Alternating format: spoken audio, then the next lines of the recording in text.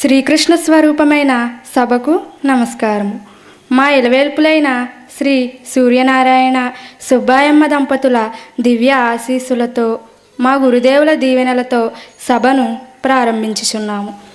ఈరోజు వ్యాఖ్యాత్రినిగా మీ ముందుకు వచ్చిన నా పేరు రత్నావళి. సహస్రావధాన భాస్కర భారతీపుత్ర గురు సహస్రావధాని అయిన బ్రహ్మశ్రీ కడిమెళ్ల వరప్రసాద్ గారిని వేదిక మీదకు రావాల్సిందిగా సాదరంగా ఆహ్వానిస్తున్నాము. గురువుగారిని పూలమాలతో సత్కరించవలసిందిగా తాతిని ఉమామహేశ్వరరావు గారిని కోరుకుంటున్నాము. గురు బ్రహ్మ గురుర్విష్ణు గురుర్దేవో మహేశ్వరః గురు సాక్షాత్ పరం బ్రహ్మ తస్మై శ్రీ గురవే నమః. గురువుగారు రాక మాకు చాలా ఆనందాన్ని కలిగిస్తుంది. ఉద్యోగ పర్వం గురువుగారు మాకు అర్థమయ్యే రీతిలో చాలా బాగా వివరించారు. ఇప్పుడు ఈ ద్రోణ పర్వం 4 రోజుల ప్రవచనం కూడా ఇంకా సంతోషాన్ని ఇస్తుందని ఎదురు చూస్తున్నాము. ఇప్పుడు గురువుగారిని వారి అనుగ్రహ భాషణం చేయవలసిందిగా శిరస్సు వంచి నమస్కరిస్తూ వేడుకుంటున్నాము. దాసోహం గురుదేవానాం ఉత్తమ జ్ఞానదాయినాం వాత్సల్య పరిపూర్ణానాం అన్వహం హితభాషిణాం అవిద్యానామంతస్తిమిరమిహిరద్వీపనగరీ జడానాం చైతన్యస్తబకమకరందశ్రుతిఝరీ దరిద్రాణాం చింతామణిగుణనికా జన్మజలధౌ నిమగ్నానాం దంష్ట్రామురరిపువరాహస్య భవతి. శ్రీమాతృగురుభ్యాం సభాయై చ నమః. కొద్ది రోజుల పాటు ఉద్యోగ పర్వాన్ని చెప్పి ఆ తర్వాత మరొకరికి భీష్మ పర్వాన్ని అప్పగించి ఇప్పుడు మళ్ళీ ద్రోణ పర్వం చెప్పేందుకు నేను వచ్చే ఏర్పాటు చేసిన సౌజన్యమూర్తులు డాక్టర్ మల్లిన కృష్ణారావు గారు, ఈ శుభ ఎలక్ట్రానిక్స్, ఆదరిస్తున్నటువంటి శ్రోతలు జిజ్ఞాసులు మీ అందరికీ కూడా శిరస్సు వంచి నమస్కరిస్తున్నాను. ఇప్పుడే ఆ అమ్మాయింది వ్యాఖ్యాత్రి. ఉద్యోగ పర్వం చెప్పి మమ్మల్ని బాగా ఆనందపరిచారు. ఈ 4 రోజులు అంతకంటే ఎక్కువ ఆనందపరుస్తారని ఆశిస్తున్నాను అని. ఏదైనా ఆయన దయ మన ప్రాప్తం అన్నట్టుంటుంది. ఏ విషయమైనా సరే నేను మొదలుపెట్టేటప్పటికీ మీకు కొంచెం అర్థమైపోయి ఉంటుంది విషయం. ఎందుకంటే నిన్నగాక మొన్న 2 రోజుల పాటు పొడగట్లపల్లి మేము చదువుకున్నటువంటి కళాశాల, ఆ కళాశాలలో మేము పూర్వ విద్యార్థి సమావేశం పెట్టుకున్నాం. సహజంగా పూర్వ విద్యార్థి సమావేశం అంటే ఏదో ఒక బ్యాచ్ వారు పెట్టుకుంటారు. కానీ అట్లా కాకుండా కాలేజీ స్థాపించినదలగాయితూ చిట్ట చివరి వరకు, అంటే కాలేజీ తర్వాత తీసేశారు. ఆ తీసినంత వరకు ఎంతమంది అయితే చదువుకున్నారో, ఇప్పుడు సజీవులే ఎంతమంది గురువులైతే ఉన్నారో వారు ఎంతంత దూరాల్లో ఉన్నా సరే వచ్చే ఏర్పాటు చేసుకున్నాం. అదే 2 రోజుల పాటు దానికి ప్రధానమైనటువంటి మూలకందంగా అక్కడ నేను కూడా ఉన్నాను. దాంతో ఆ 2 రోజుల పాటు బాగా నలిగిపోయి ఉదయం మొదలు పెడితే సాయంత్రం దాకా కార్యక్రమం అలా సాగుతూనే ఉంది. అలా మా గొంతలా పనిచేస్తూనే ఉంది. దారుణమైన ఎండంకి అలాగా చెమటతో అభిషేకం జరిగిపోతున్నట్టే పొద్దున్న సాయంత్రం దాకా కూడా. దానిసే మొత్తం షామ్యానాలు పరిచేసం వచ్చే గాలి కూడా రానివ్వకుండా ఆ ఎండకి తట్టుకోలేక ఆ పల్లెటూళ్ళలో మరి ఏ నీరిస్తే ఆ నీరు గబగబ గబగో తెగ తాగేసి దాంతో గొంతు బాగా నలిగిపోయింది. సరే, 2 రోజులు అయింది. కాస్త నిన్న 1 రోజు రెస్ట్ ఉంటే బాగుండేది అనుకుంటే నిడదవోలులో శ్రీకృష్ణుడి గురించి 1 గంటన్నర సేపు మాట్లాడాల్సి వచ్చింది. నిన్న కూడా అక్కడ నిడదవోలులో కంగుమనే అంది గొంతు, ఏ సందేహం లేకుండా. తెల్లవారు లేచేటప్పుడు గొంతులో తేడా వచ్చింది. ఇదేమిట్రా బాబు, ఇదేమో యుద్ధ పర్వం, కంగుమని చెప్పాలి. అక్కడ వాడిని వీళ్ళు కత్తులతో కటారంతో కొట్టుకుంటూ ధ్వని దడదడ రావాలి. ఈ గొంతు వాడు ఎలా ఉందేమిటి, సాయంత్రం ఎలా ఉంటుందో అనుకున్నాను. ఉదయం కంటే పర్వాలేదుగా ఉంది, కానీ కావలసినంతగా లేదు. ఇవాళకి మీరు నాకు సహకరించి ఇందులో ఉన్న విషయం ప్రధానంగా చూడండి, కానీ టోన్లో ఉండే గ్రామర్ కోసం మాత్రం ఆశించకండి. ఇక రేపటి రోజుకి సర్దుకుంటుంది అని ఆశిస్తున్నాను. ఎందుకంటే ఇక్కడ మంచి విశ్రాంతి స్థానం నాకు డాక్టర్ గారు కల్పించారు కనుక నేను కూడా ఇంక ఈ 4 రోజులు వెళ్ళి వచ్చే ఏర్పాటు చేసుకోకుండా ఇక్కడ ఉండిపోయేటువంటి ఉద్దేశంతో వచ్చేసాను. కనుక నా ఓపినంత వట్టు ఏదో నా అదృష్టం మీ అదృష్టం ఉన్నంత వరకు దీన్ని నడిపిస్తాను. సరే, భీష్మ పర్వం నిన్నటితో పూర్తయింది. భీష్ముడు అంపశయ్య మీద పడ్డాడు. ఈ భారతంలో ఒక విచిత్రం ఏంటంటే, నేను బహుశా ప్రస్తావించానేమో, ఎక్కడైనా పర్వాలంటే నాయకుడు ఎవరు, అతన్ని దృష్టిలో పెట్టుకున్న పర్వాల యొక్క పేర్లు పెట్టాలి. ఇప్పుడు రామాయణం ఉంది, రాముని బాల్యం బాలకాండ, రాముడు అయోధ్యలో ఉండగా జరిగిన కథ అయోధ్యాకాండ, అలాగే రాముడు అరణ్యానికి వెళ్ళాడు, అది అరణ్యకాండ, రాముడు కిష్కింధకి వెళ్ళాడు, కిష్కింధకాండ, ఆ తర్వాత హనుమంతుడు ఈ లంకకు వెళ్ళాడు, సుందరకాండ, రాముడు యుద్ధం చేశాడు, యుద్ధకాండ, అంతా రాముడి మీదే. కానీ భారతం దగ్గరికి వచ్చేప్పటికీ అసలు హీరోలకు సంబంధం లేనటువంటి పేర్లు పెట్టారు. అందరూ ప్రతిపక్ష వీరులే. భీష్ముడు కౌరవపక్ష వీరుడు, తర్వాత ఇవాళ ద్రోణుడు కౌరవపక్ష వీరుడు, తర్వాత 4 రోజులు పోతే కర్ణుడు వస్తాడు కౌరవపక్ష వీరుడు, శల్యుడు వస్తాడు కౌరవపక్ష వీరుడు, అందరూ వాళ్ళే.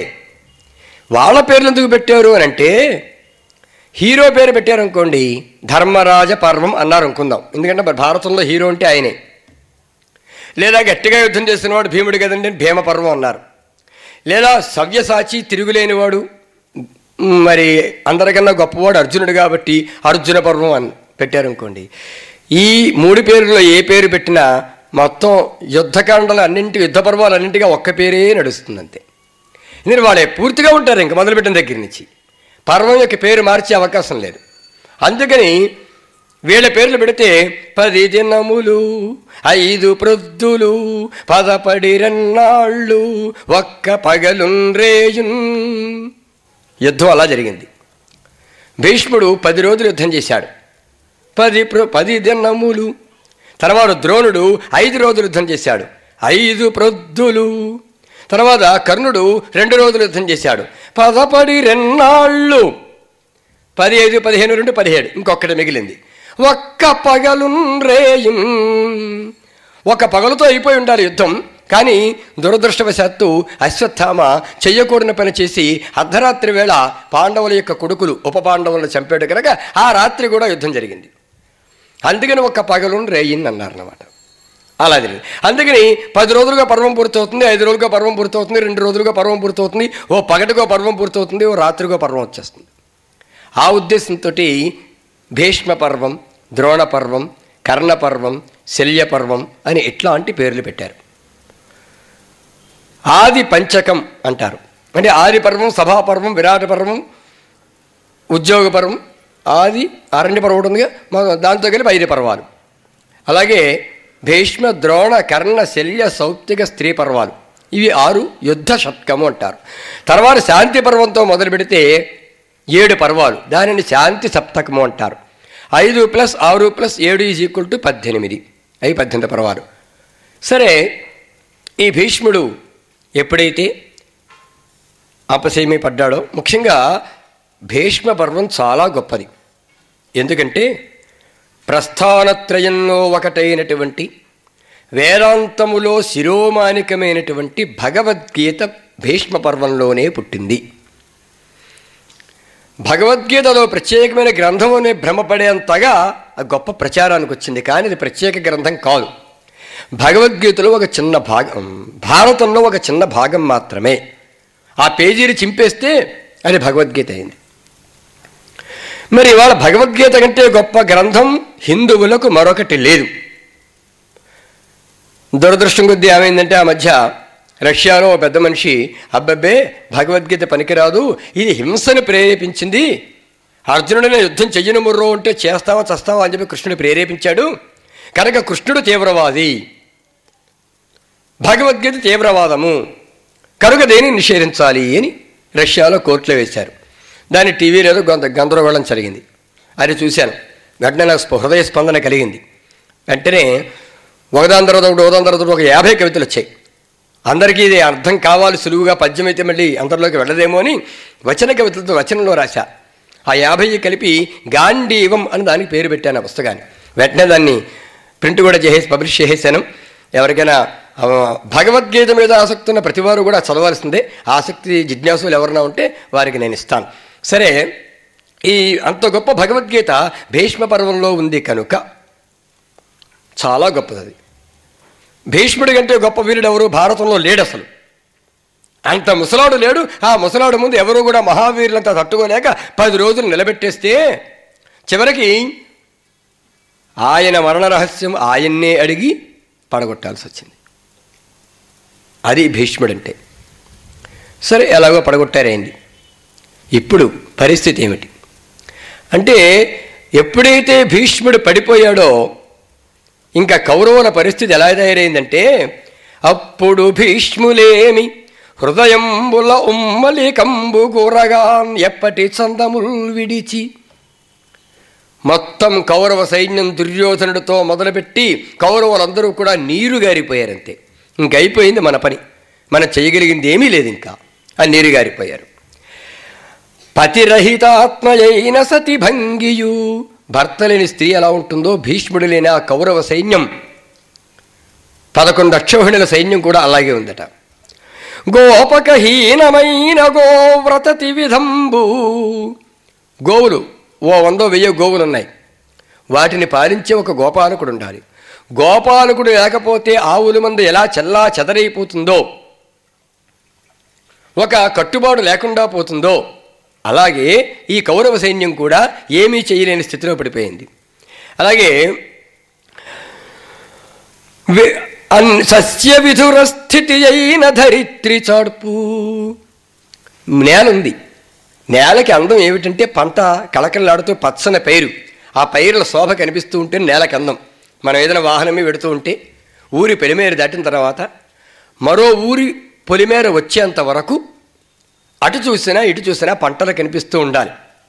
మన గోదావరి జిల్లాల్లో ఇంకా చాలా జిల్లాల్లో మన ఆంధ్రదేశంలో చాలా భాగం అలా కనిపిస్తుంది. మరి ఈ మధ్య అమెరికా వెడితే కారు మీద వెడుతూ ఉంటే ఎంత దూరం వెళ్ళండి, ఎక్కడ పంట అనేది కనపడదు. పంట కనపడకపోతే భూమికి అందం ఉండదు. అయితే అక్కడ పండదేమో అనుకుంటే బంగారం లాంటి భూమి అది. అసలు అక్కడ పండినట్టు అక్కడ పండదట, అంత బాగా పండుతుంది. మరి ఎందుకు పండించరు? ఎందుకంటేట ఆవును కొనుక్కోవడం కంటే పాల ప్యాకెట్ కొనుక్కోవడం సులభము. కష్టపడి పంట పండించడం కంటే ఇతర దేశంలో పండిస్తూ ఉంటే కొనుక్కోవడం వాళ్ళకి చాలా తేలిక. ఎందుకంటే పాపం అమెరికా వాళ్ళకి మెషిన్ పవర్ ఉన్నట్లుగా మ్యాన్ పవర్ లేదు వాళ్ళకి. అవి మనుషులు దొరకరు కనుక పంట పండించడం కంటే కొనుక్కోవడం సులభమైన దృష్టి ఒకటి. రెండో ఆలోచన ఏమిటంటే, ఈ దేశాలన్నీ కూడా పంట పండించేసి భూసారం మొత్తం లాగేస్తున్నాయి. ఒకనాటికి అంటే కొన్ని వేల లక్షల సంవత్సరాలు గడిచిన నాటికి మొత్తం అంతా కూడా భూమిలో సారం అంతా అయిపోతే, ఎక్కడా పండకపోతే అప్పుడు వాళ్ళు పండించడం మొదలు పెడతారట. అప్పుడు ప్రపంచం అంతా వారి మీద ఆధారపడుతుంది. అప్పుడు ప్రపంచాన్ని వారు శాసించవచ్చు. అంత దూరాలు అంటే కొన్ని లక్షల సంవత్సరాల అవతలకు ఆలోచిస్తున్నారు రకంగా వాడు. కానీ పిల్లలున్న ఇల్లే అందం, కంటికి కాటుగా అందం, ఇంటికి పిల్లలు అందం. అలాగే భూమికి సస్యం అందం.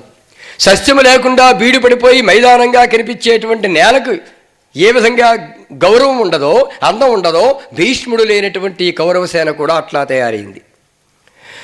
ఉద్ధత హరిశూన్యమైన వసుధాధర కందర భూమి చందమున్. ఒక పర్వతం ఉంది. ఆ పర్వతంలో బ్రహ్మాండమైన గుహ ఉంది. ఆ గుహ లోపలికి వెళ్ళాలంటే మనం ఏదైనా పర్వతాల్లోకి వెళ్ళామనుకున్న పర్వతాల దగ్గరకు ఏదైనా గుహ కనిపించింది అనుకోండి, ముఖ్యంగా ఆ పర్వతం నిండా అడవి ఉండి ఆ అడవి మధ్యలో ఎక్కడో గుహ కనబడి ఆ గుహలో చచ్చుకుని గొక్కుని మనం వెళ్ళలేం, ఏదైనా సింహం ఉంటుందేమో అని.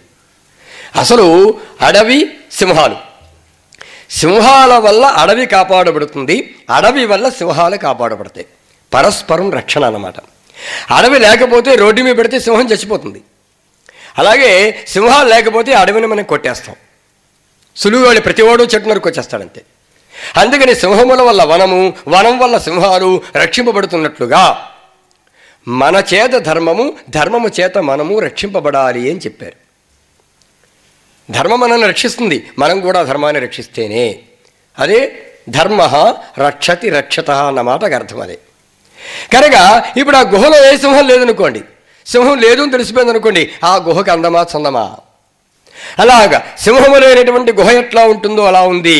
ఆ రకంగా మన సేనతోచే బుధమాన్యుడు భీష్ముడు లేకయుండుటన్. లోకంలో అందరూ కూడా గౌరవించే వ్యక్తి ఎవరైనా ఉన్నారంటే కౌరవపక్షంలో భీష్ముడు మాత్రమే. అసలు భీష్ముడిని మెచ్చుకోని వాడు లేడు, భీష్ముడిని స్తుతించని వాడు లేడు, భీష్ముడిని పేరు పెట్టిన వాడు లేడు. ఒక ధార్మికమైనటువంటి శీలంలో కానీ మహావీర పరాక్రమ సంపన్నతలో కానీ భీష్ముడిని మించినవాడు కౌరవ పాండవ పక్షంలో ఎవడూ లేడు. అలాంటి వాడు లేడు. పెద్ద దిక్కు లేకుండా పోయింది. ఇప్పుడు ఏం చేయాలి బాధ? అయ్యో, భీష్ముడు లాంటి ఒక పెద్ద మనిషి వెళ్ళిపోయాడే. భీష్ముడు లేకపోతే ఇవాళ మనకు ఒక ధర్మ సందేహం వస్తే చెప్పేవాడు ఎవడున్నాడు? మనం ఏదైనా పండగ పబ్బం వస్తే పాద నమస్కారం చేసుకోవడానికి యోగ్యత కలిగిన వాడు ఎవడున్నాడు? ఏదో నాకు విషయం వస్తే ఇది నేనున్నాను అని ప్రామాణీకరించగలిగేవాడు ఎవడున్నాడు? అనే బాధ లేదు ఇప్పుడు వీళ్ళెవరికి. భీష్ముడులాగా యుద్ధం చేసేవాడు ఎవడున్నాడు? వీళ్ళ బాధంతా అదే ఇప్పుడు. అందుకని మన కౌరవ సైన్యం గొడ్డిపోయింది ఎలాగా అనుకుంటున్నారు.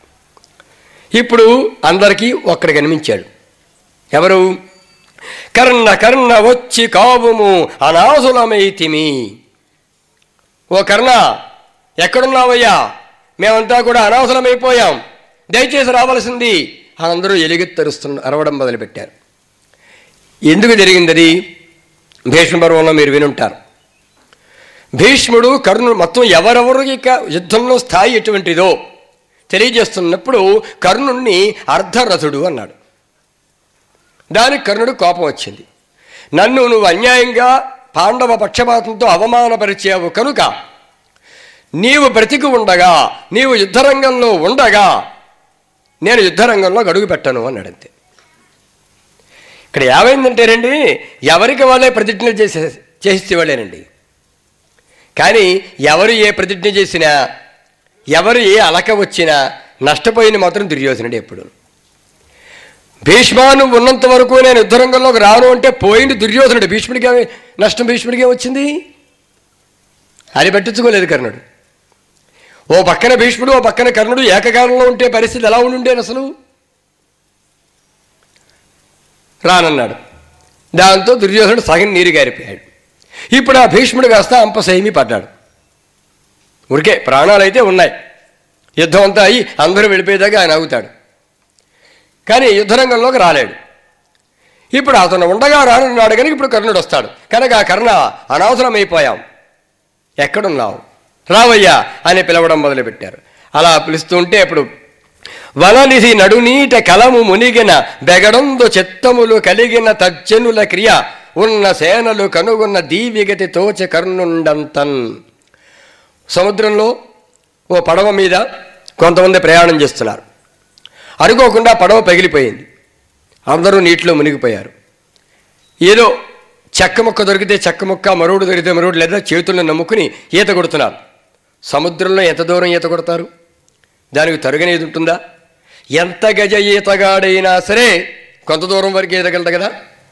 ఇంకా మనం ప్రాణం పోయినట్టే దిక్కు లేదు అనుకుంటూ ఉండగా గనక అనుకోని ఒక దీవి కనిపిస్తే హమ్మయ్య అని ఆనందం ఏ విధంగా కలుగుతుందో బ్రతుకు జీవడం అనుకుంటారో అదేవిధంగా భీష్ముడు పడిపోయాడని తెలిసి వీరందరూ తన కోసమే ఎదురు చూస్తున్నారని తెలిసి కర్ణుడు వచ్చేటప్పటికీ వీరందరికీ కూడా నడి సముద్రంలో మునిగిపోతూ దిక్కు లేకుండా కొట్టుకుంటున్నటువంటి వారికి దొరికిన దీవిలాగా కనిపించాడట కర్ణుడు. దాంతో దుర్యోధనుడి దగ్గరికి వచ్చాడు. అప్పుడు రాజులోకాన్ని చూశాడు.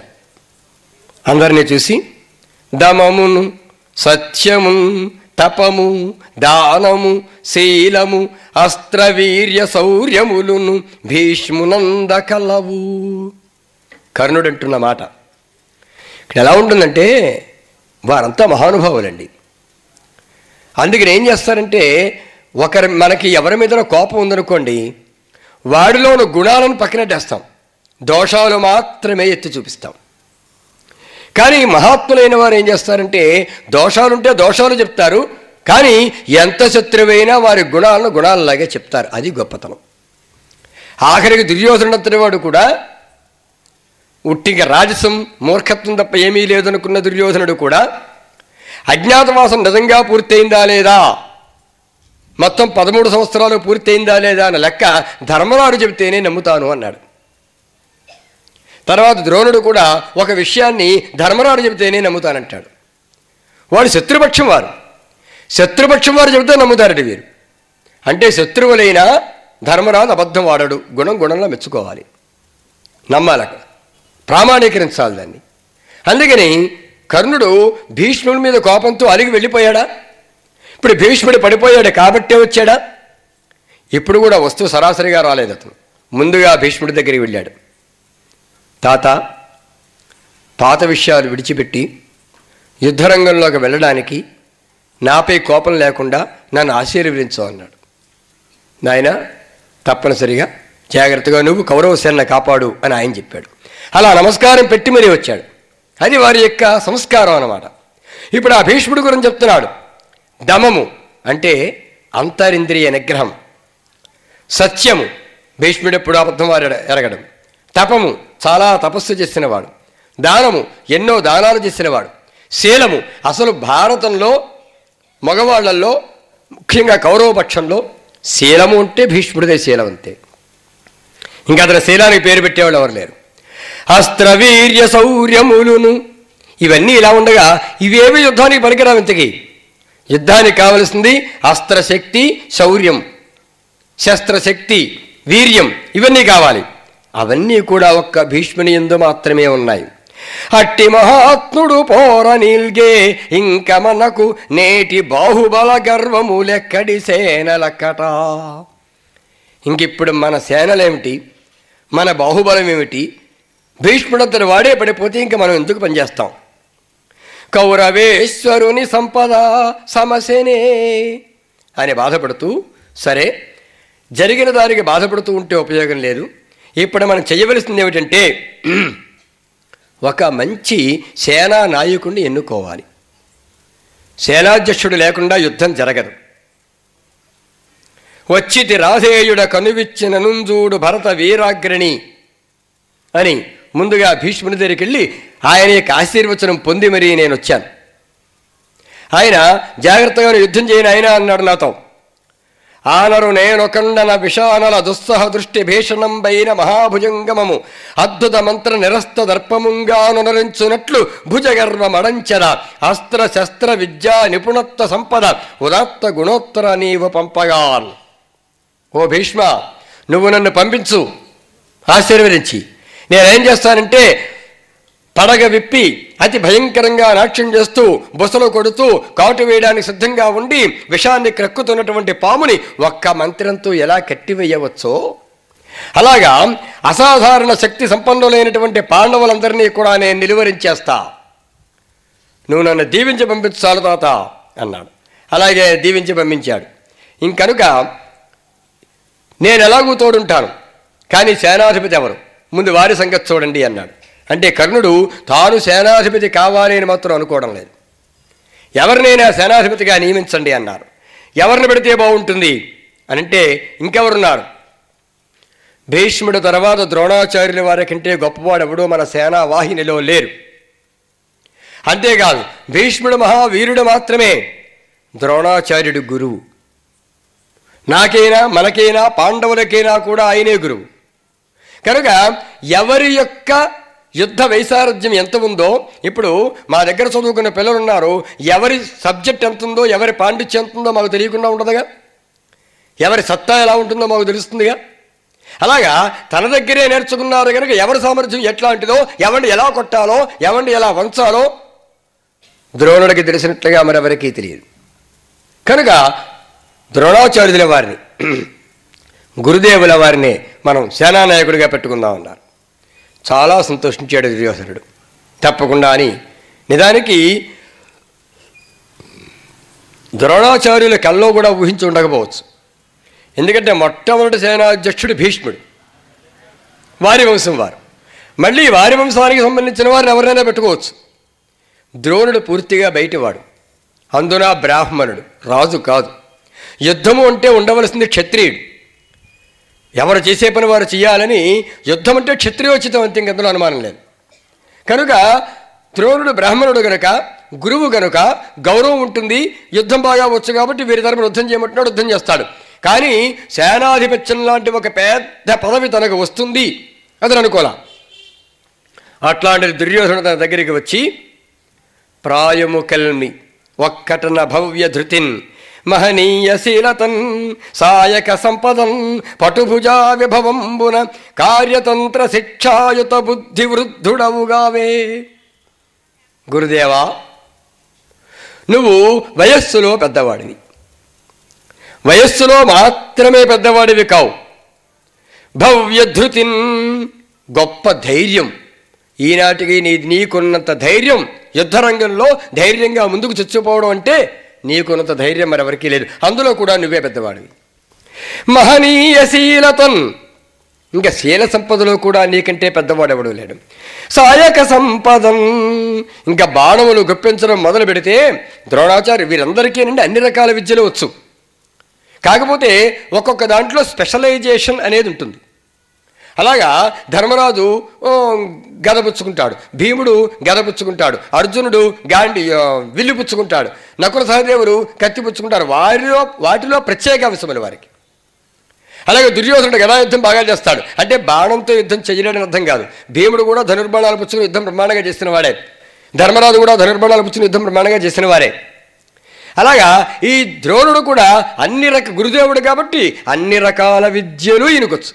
గదాయుద్ధం కూడా ఈయన నేర్పినవాడే, కానీ విలు విద్యలో చాలా గొప్పవాడతాడు. కనుక సాయక సంపదన్, సాయకములంటే బాణములు, బాణ సంపదలో నీకంటే గొప్పవాడు ఎవరు లేరు ఇక్కడ. పటుభుజా విభవంబున, ఇప్పుడు విలు విద్య అన్నాం అనుకోండి, గురి పెట్టి కొట్టడంలో ఎంత అభ్యాసం చేస్తే అంత మొనగాడుతనం వస్తుంది. బాగానే ఉంది. ఒక 10 బాణములు లాగేటప్పటికీ గురిపెట్టే శక్తి బాగానే ఉంటుంది. చేతులు లాక్కు చేయనుకుండా ఏం చేస్తారు వాడు? ఇప్పుడు ఫ్లూట్ వాయించాలి వేణువు, ఆ వాదనలో చాలా గొప్పవాడే, అందులో అనుమానం లేదు. వేళ్ళు ఊరికి అలా ఆడేస్తాయంతే, సరస్వతి వేళ్లలో తాండవించేస్తుంది, అనుమానం లేదు. చాలా అందంగా వాయిస్తాడు. కానీ ఊపిరి ఆ ఊదడానికి తగినంత దమ్ము ఊపిరి గుండెలో లేదనుకోండి, వేణువాదనం చేయడం ఆ విద్యలో పండితుడే, కానీ శరీరంలో ఓపిక కూడా ఉండాలి. ఆ ఓపిక తగ్గిపోయిందనుకోండి ఇంక చేయలేరు వాళ్ళ పని. అలాగా విలు విద్య ఎంత బాగా వచ్చినా గురిపెట్టి కొట్టడం మాత్రమే కాదు, ఎన్ని వందల బాణాలు ఎలా పెట్టి చెవిదాకా అలాగే విడుస్తూ ఉంటే అదొక్కసారి మనం ప్రయత్నం చేస్తే తెలుస్తుంది. ఒక్కొక్క బాణం చెవిదాకా గట్టిగా అలాగే విడిచిపెడుతూ ఉంటే 5-6 బాణాలు వేసేటప్పటికీ అక్కడ తగలవలసిందో తగిలినా తగలకపోయినా ఇక్కడ మాత్రం చేతులు లాక్కొస్తాయి, మనకి అనుమానం లేదు. తుపాకీ అయినా సరే, ఏదో ఫెస్టల్ లాంటిది ఏమో కానీ పెద్ద తుపాకీ పట్టుకుంటే ఓ అరగంట మోసేపటికి అయిపోతుంది మన పని, తక్కువ బరువే ఉండవు అవి. అందుకని భుజశక్తి కావాలి. ఎంత వయసు వచ్చినా నీ భుజశక్తిలో ఏమాత్రమూ లోపం లేదు. ఎందుకంటే వారు తిన్న తిళ్ళు అటువంటివి, వారు చేసిన వ్యాయామం అటువంటిది, వారు పాటించిన ఇంద్రియ నిగ్రహం కూడా అటువంటిది. అందుకని ఎంత వయస్సులో కూడా పటుభుజా విభవంబున, ఇవన్నీ ఇలా ఉండగా ఇప్పుడు చెప్పిన లక్షణాలన్నీ కూడా ఎందుకు పనిచేస్తాయంటే యుద్ధం బాగా చేయడానికి పనిచేస్తాయి. యుద్ధము చేయుట వేరు, చేయించుట వేరు, చాలా తేడా ఉంది. పాఠము చెప్పడం వేరు, చెప్పించడం వేరు. మేమంతా పాఠాలు చెప్తాం, కానీ మా ప్రధానోపాధ్యాయులు ఉంటారే ఆయనకి పాఠాలు చెప్పించడం తెలియాలి, చెప్పడం కాదు. ఆయన పాఠం చెప్పడం రాకపోయినా పర్వాలేదు. అలాగే కళాశాల ప్రిన్సిపాల్ పాఠం చెప్పించడం చేతనవ్వాలి, చెప్పకపోయినా ఆయన పర్వాలేదు. అందుకని సర్వసైన్యాధ్యక్షుడిగా ఉన్నాడు అంటే తాను యుద్ధం చేయడం కాదు, ఎవరు ఎలా యుద్ధం చేయాలి, ఎప్పుడు యుద్ధం మానాలి, ఎవరు ఏ పక్కకి వెళ్ళాలి, ఎవరు ఎలా కదలాలి, ఏ సమయంలో ఎవరిని కొట్టాలి, ఎవరిని ఏ బలహీనత మీద, ఎవరి యొక్క ఏ బలహీనత ఎట్లాంటిది, దాన్ని ఎలా వంచేయాలి, ఇవన్నీ తెలుసుండాలి. అది కార్యతంత్రం అంటే అది. కనుక కార్యతంత్ర శిక్షాయుత బుద్ధి వృద్ధుడవుగావే అని చెప్పి అసలు భీష్ముడు సైన్యాధ్యక్షుడిగా ఉన్నప్పుడు కూడా ద్రోణుడే వ్యూహం పన్నాలి. వ్యూహాలు పన్నడంలో కౌరవ పాండవ సేన మొత్తంలో ద్రోణుడి కంటే మొనగాడు ఎవడూ లేడు. అసలు పాండవ పక్షంలో కూడా ఎవడో అంత గొప్ప వ్యూహాలు పన్నలేరు. ద్రోణుడు ఒక్క వ్యూహం పన్నాడంటే చేరించడం ఎవరి వల్ల కారు అసలు, అది అంతటి మొనగాడు వ్యూహంలో. ఆ శక్తి, ఆ విద్య మళ్ళీ ఇంకెవరికి రాలేదు. అందుకని ఇలాంటి వాటిలన్నింటిలో కూడా నువ్వు మంచి వృద్ధుడవు కదయ్యా, అంటే చాలా గొప్పవాడివి కదా. ధరాసురవర్య మున్ను గాంగేయుడు మాకు నెల్ల నెరిగింపడే నీదు మహానుభావమున్. ఏంటి ఇలా పొగిడేస్తున్నారు? మీరు ఎప్పుడైనా చూసారా? నేను వ్యూహం పన్నడం మీరు చూసారా? అసలు నేను ఎప్పుడైనా యుద్ధం మీకు నేర్పాను తప్ప నేనంటూ యుద్ధం చేస్తుండగా మీరు చూసారా అని అడుగుతారేమోనని. నీ గొప్పతనం ఎలాంటిదో భీష్మాచార్యుల వారు మాకు చాలాసార్లు చెప్పారు. ఆయన చూశారు మీ గొప్పతనాన్ని స్వయంగా. కనుక భీష్ముని మాట మాకు ప్రమాణం. కాబట్టి తమరు ఏం చేయాలంటే, కన్ను వెలుగు నీవుగా, మా కళ్ళకు నీవు వెలుగైపోవాలి. నీ వెనుక భవన్మతమ ఊది వీరలు నేనుంచనుదెంచదము. నీ ఆజ్ఞానుసారంగా నేను, నా వెనుక ఈ సైన్యము మొత్తం అందరూ కూడా వస్తారు. నడవండి అంటే మేము నడుస్తాం, ఆగండి అంటే ఆగుతాం. మొత్తం సైన్యాధ్యక్ష పదమంతా కూడా నీకు ఇచ్చేస్తున్నాం, ఎలా నడిపిస్తావో నడిపించు. సర్వ సైన్యాధిపత్యంబు నిర్వహింపవలయును, ఈ కౌరవసేనకి విజయాన్ని అందింపవలయును. అంతా ఇప్పుడు నీ మీద ఆధారపడి ఉన్నది ఈ సేన అని దుర్యోధనుడు అనేటప్పటికీ చాలా ఆనందపడ్డాడు. అంత గొప్ప పదవి వస్తుందంటే ఎవరికైనా ఆనందమే కదా. అంటే పదవి అంటే పదవి వల్ల మంచి ప్రోటోకాల్ వస్తుంది, లేకపోతే మంచి భోగాలు వస్తాయి, ఎక్కడ పెడతాడు సత్కారాలు వస్తాయి. ఇది అలాంటి పదవి కాదు. సైన్యాధ్యక్ష పదవి అంటే రేవా చావా. ఇంకా మొదలుపెట్టాడంటే అతను చనిపోయిన తర్వాత మళ్ళీ ఇంకోటి వస్తాడు ఆ పదవిలోకి. అందుకని ప్రాణాలకు తెగించేటువంటి పదవి. అయినా సరే తాను ఉంటే ఈ సైన్యం గట్టెక్కుతుంది, విజయం వస్తుంది అన్న నమ్మకం నా మీద వీరికి కలిగింది అన్న ఆనందం ఉంటుందే, ఆ విశ్వాసం ఉంటుందే, అది చాలా గొప్పది. కనుక అంటాడు ఆయన ద్రోణాచార్యుల వారు, నాయనా వేదములుంత రంగములు వింతలుగా ఒక కొంత నేర్తు. నేను వేదాలు బాగా చదువుకున్నాను. మనకి ద్రోణుడు అంటే బాణం పెట్టి కొట్టడం ఒకటే తెలుసు ఆయనకు అనుకుంటాం, మనం అవే నేర్పుతాడు అనుకుంటాం. వేదానికి ఆయనకి సంబంధం ఏమిటి? ద్రోణాచార్యుని ఎవడైనా వేద పండితుడు అనుకుంటాడండి అసలు. కానీ వేదాన్ని చదువుకున్నాడు. అసలు ధృతరాష్ట్రుడు పండితుడు అని ఎవరైనా అనుకుంటారా? ఆయన చాలా గొప్ప పండితుడు, శాస్త్రాలు చదివినవాడు అతను. వీళ్ళందరూ కూడా సామాన్యులు కాదు. కనుక చెప్తున్నాడు, వేదములుంత రంగములు వింతలుగా ఒక కొంత నేర్తు. నేను వేదాలు చదువుకున్నాను. వేదములే కాదు, వేద అంగములు కూడా చదువుకున్నాను. వేదాంగములు అంటే ఒక 6 శాస్త్రాలు ఉంటాయి. ఆ 6 శాస్త్రములు కూడా చదివిన వారికి వేదం అర్థమవుతుంది. లేదంటే ఊరికే వేదం చదవడమే, మనం వినడమే. చదివిన వాళ్ళకి అర్థం కాదు, విన్న వాళ్ళకి అసలు అర్థం కాదు. కానీ శాస్త్రం చదివితే శాస్త్రంతో వేదాన్ని సమన్వయం చేయాలి. అలా శాస్త్రం కూడా చదువుకున్నాను. సరే, ఇక్కడ వేదం అంటే ధనుర్వేదము అని కూడా ఉంది. మొత్తం 18 విద్యలు అంటారు, 18 రకాల విద్యలు. అందులో గాంధర్వ వేదం, ఆయుర్వేదం, ధనుర్వేదం ఇవి కూడా వేదాలే. వైద్యం ఒక వేదము, మర్చిపోవద్దు. అది పూర్వం అయితే ఆయుర్వేదం, తర్వాత హోమియోపతి వచ్చింది, ఇప్పుడు అల్లోపతి వచ్చింది. ఏదైనా వైద్యమే, అన్నిటికీ ఒక మూలంలోంచి రూపాంతరాలు చెందుతుంది. కానీ వైద్యం అనేది వేదము వంటిది, ఆ విషయం మనం మర్చిపోకూడదు. అలాగే గాంధర్వ వేదం అంటే బాగా సంగీతాన్ని బాగా మధించారనుకోండి, అది కూడా వేదమే. అలాగే ధనుర్విద్యలో మంచి పాండిత్యం వచ్చిందా, ధనుర్వేదము. ధనుర్వేదం చదువుకున్నాడు. దానికి సంబంధించిన అంగములు చదవడం అంటే ఏమిటి, అస్త్రాలు, వాటి ప్రయోగాలు, వాటి ఉపసంహారాలు, ఇవన్నీ కూడా బాగా చదువుకున్నాడు. ధైర్యాది గుణంబులెందు గలవు. ఇంకా ధైర్యం అంటావా, నాకున్నది మొదటి నుంచి అదే. ఇంకా మామూలు ముండేవాడు కాదు. ఇంక అతను ద్రోణాచార్యుడు అంటే ఇంక పూర్తిగా ముండివాడు అనమాట. ఇంకా అసలు బ్రాహ్మణుడిగా పుట్టాడు కానీ చాలా ముండితనం అతనికి. ఎంత ముండివాడు కాకపోతే ద్రుపద మహారాజు మీద పగ తీర్చుకోవాలని చెప్పేసి నిర్ణయించుకుంటాడండి. ఒక దేశాన్నేదే మహారాజు అతను. ఇతడు తినడానికి తిండి కూడా లేక, పూట గడవక, పుట్టిన పిల్లలకి పాలు కూడా తెచ్చిపెట్టలేక, పెళ్ళానికి తిండి పెట్టలేని స్థితిలో ఉన్న బీద బ్రాహ్మణుడు. ఒక బీద బ్రాహ్మణుడు దేశాన్నేలే రాజు మీద ఎవడన్నా పగబడతాడండి? ఎప్పటికైనా ప్రతీకారం తీర్చుకోవాలని ఆలోచిస్తాడండి? అలా ఆలోచించి తుదనెక్కించుకున్నవాడు ఒక ద్రోణాచార్యుడు కనిపిస్తాడు ఇందులో. పురాణాల్లో చరిత్రలోకి వస్తే చాణక్యుడు కనిపిస్తాడు. ఒకరా ఇద్దరు నవనందులు 90 రాజపుత్రులు ఊచకోత గోయించేశాడంతే ఒక్క బ్రాహ్మణుడు. అంటే వారికి అలాగే ఒక పరశురాముడు. వీరు పుట్టుక కంటే ఒక విలక్షణమైనటువంటి మానసిక ప్రవృత్తి, ఒక క్షాత్ర సంబంధమైన తేజస్సు వాళ్ళలో ఉందన్నమాట. కనుక మనకు ఆ ధైర్యానికి నాకేమీ లోటు లేదు.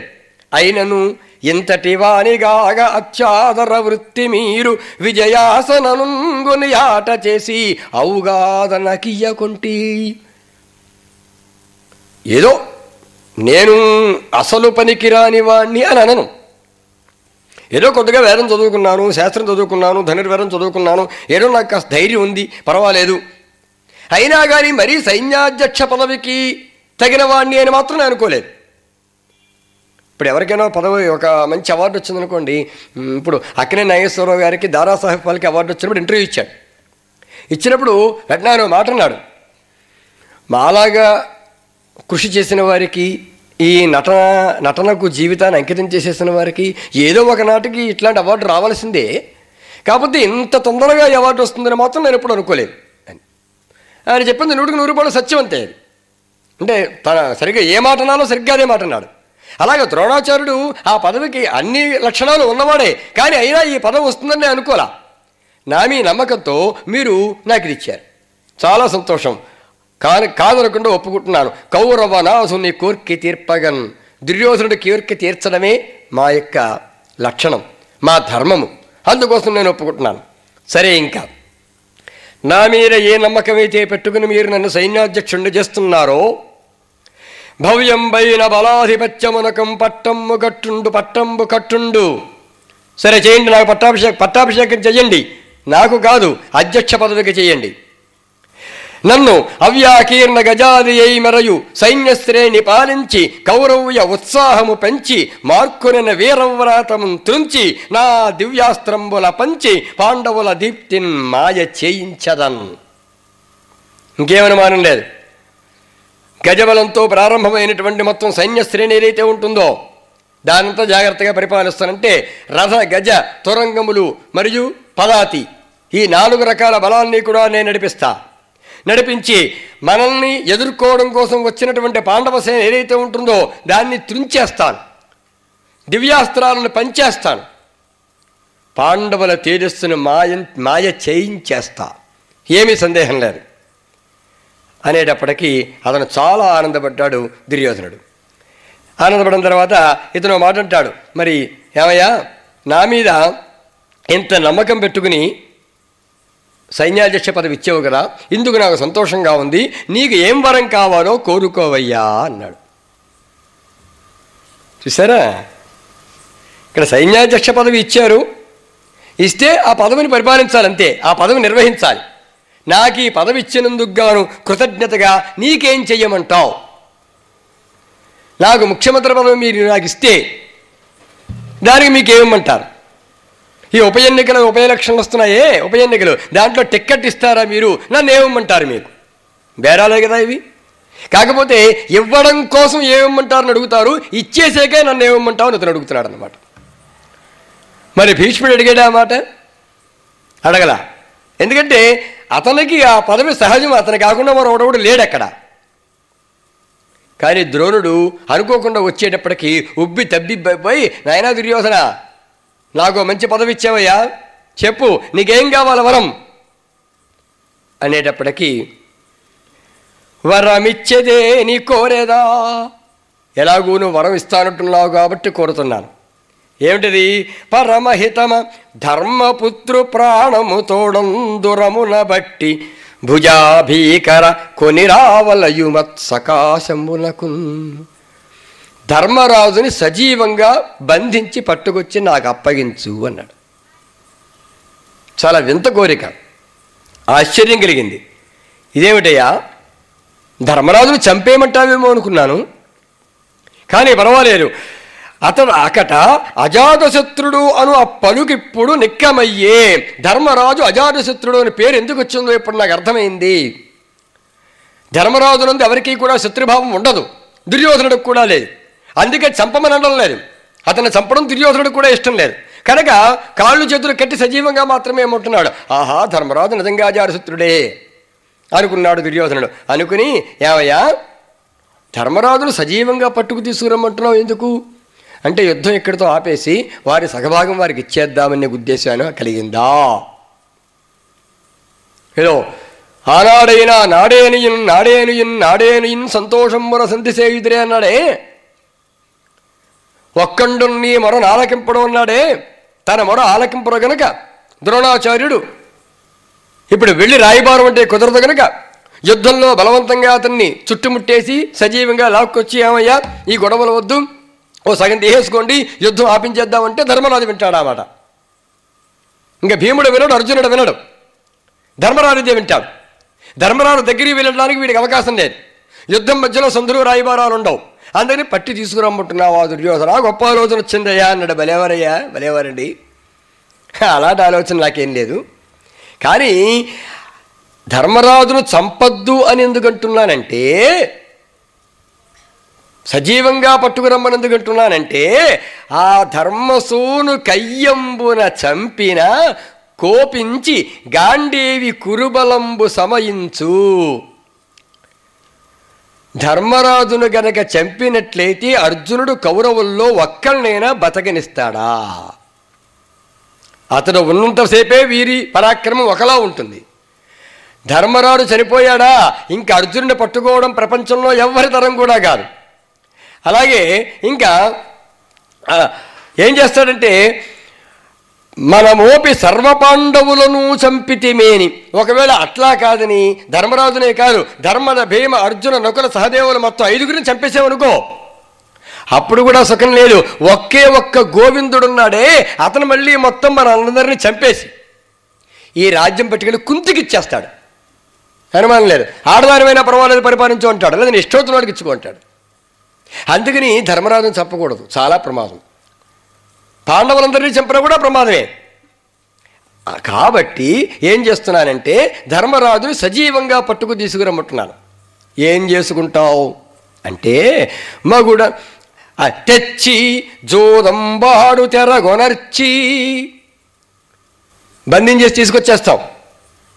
నిన్ను విడిచిపెట్టాలంటే మనిద్దరం జోదం ఆడదాం అని మళ్ళీ మొదలెడతాం పందెం. ఇప్పుడు ఏమిటయ్యా పందెం? మళ్ళీ మామూలే.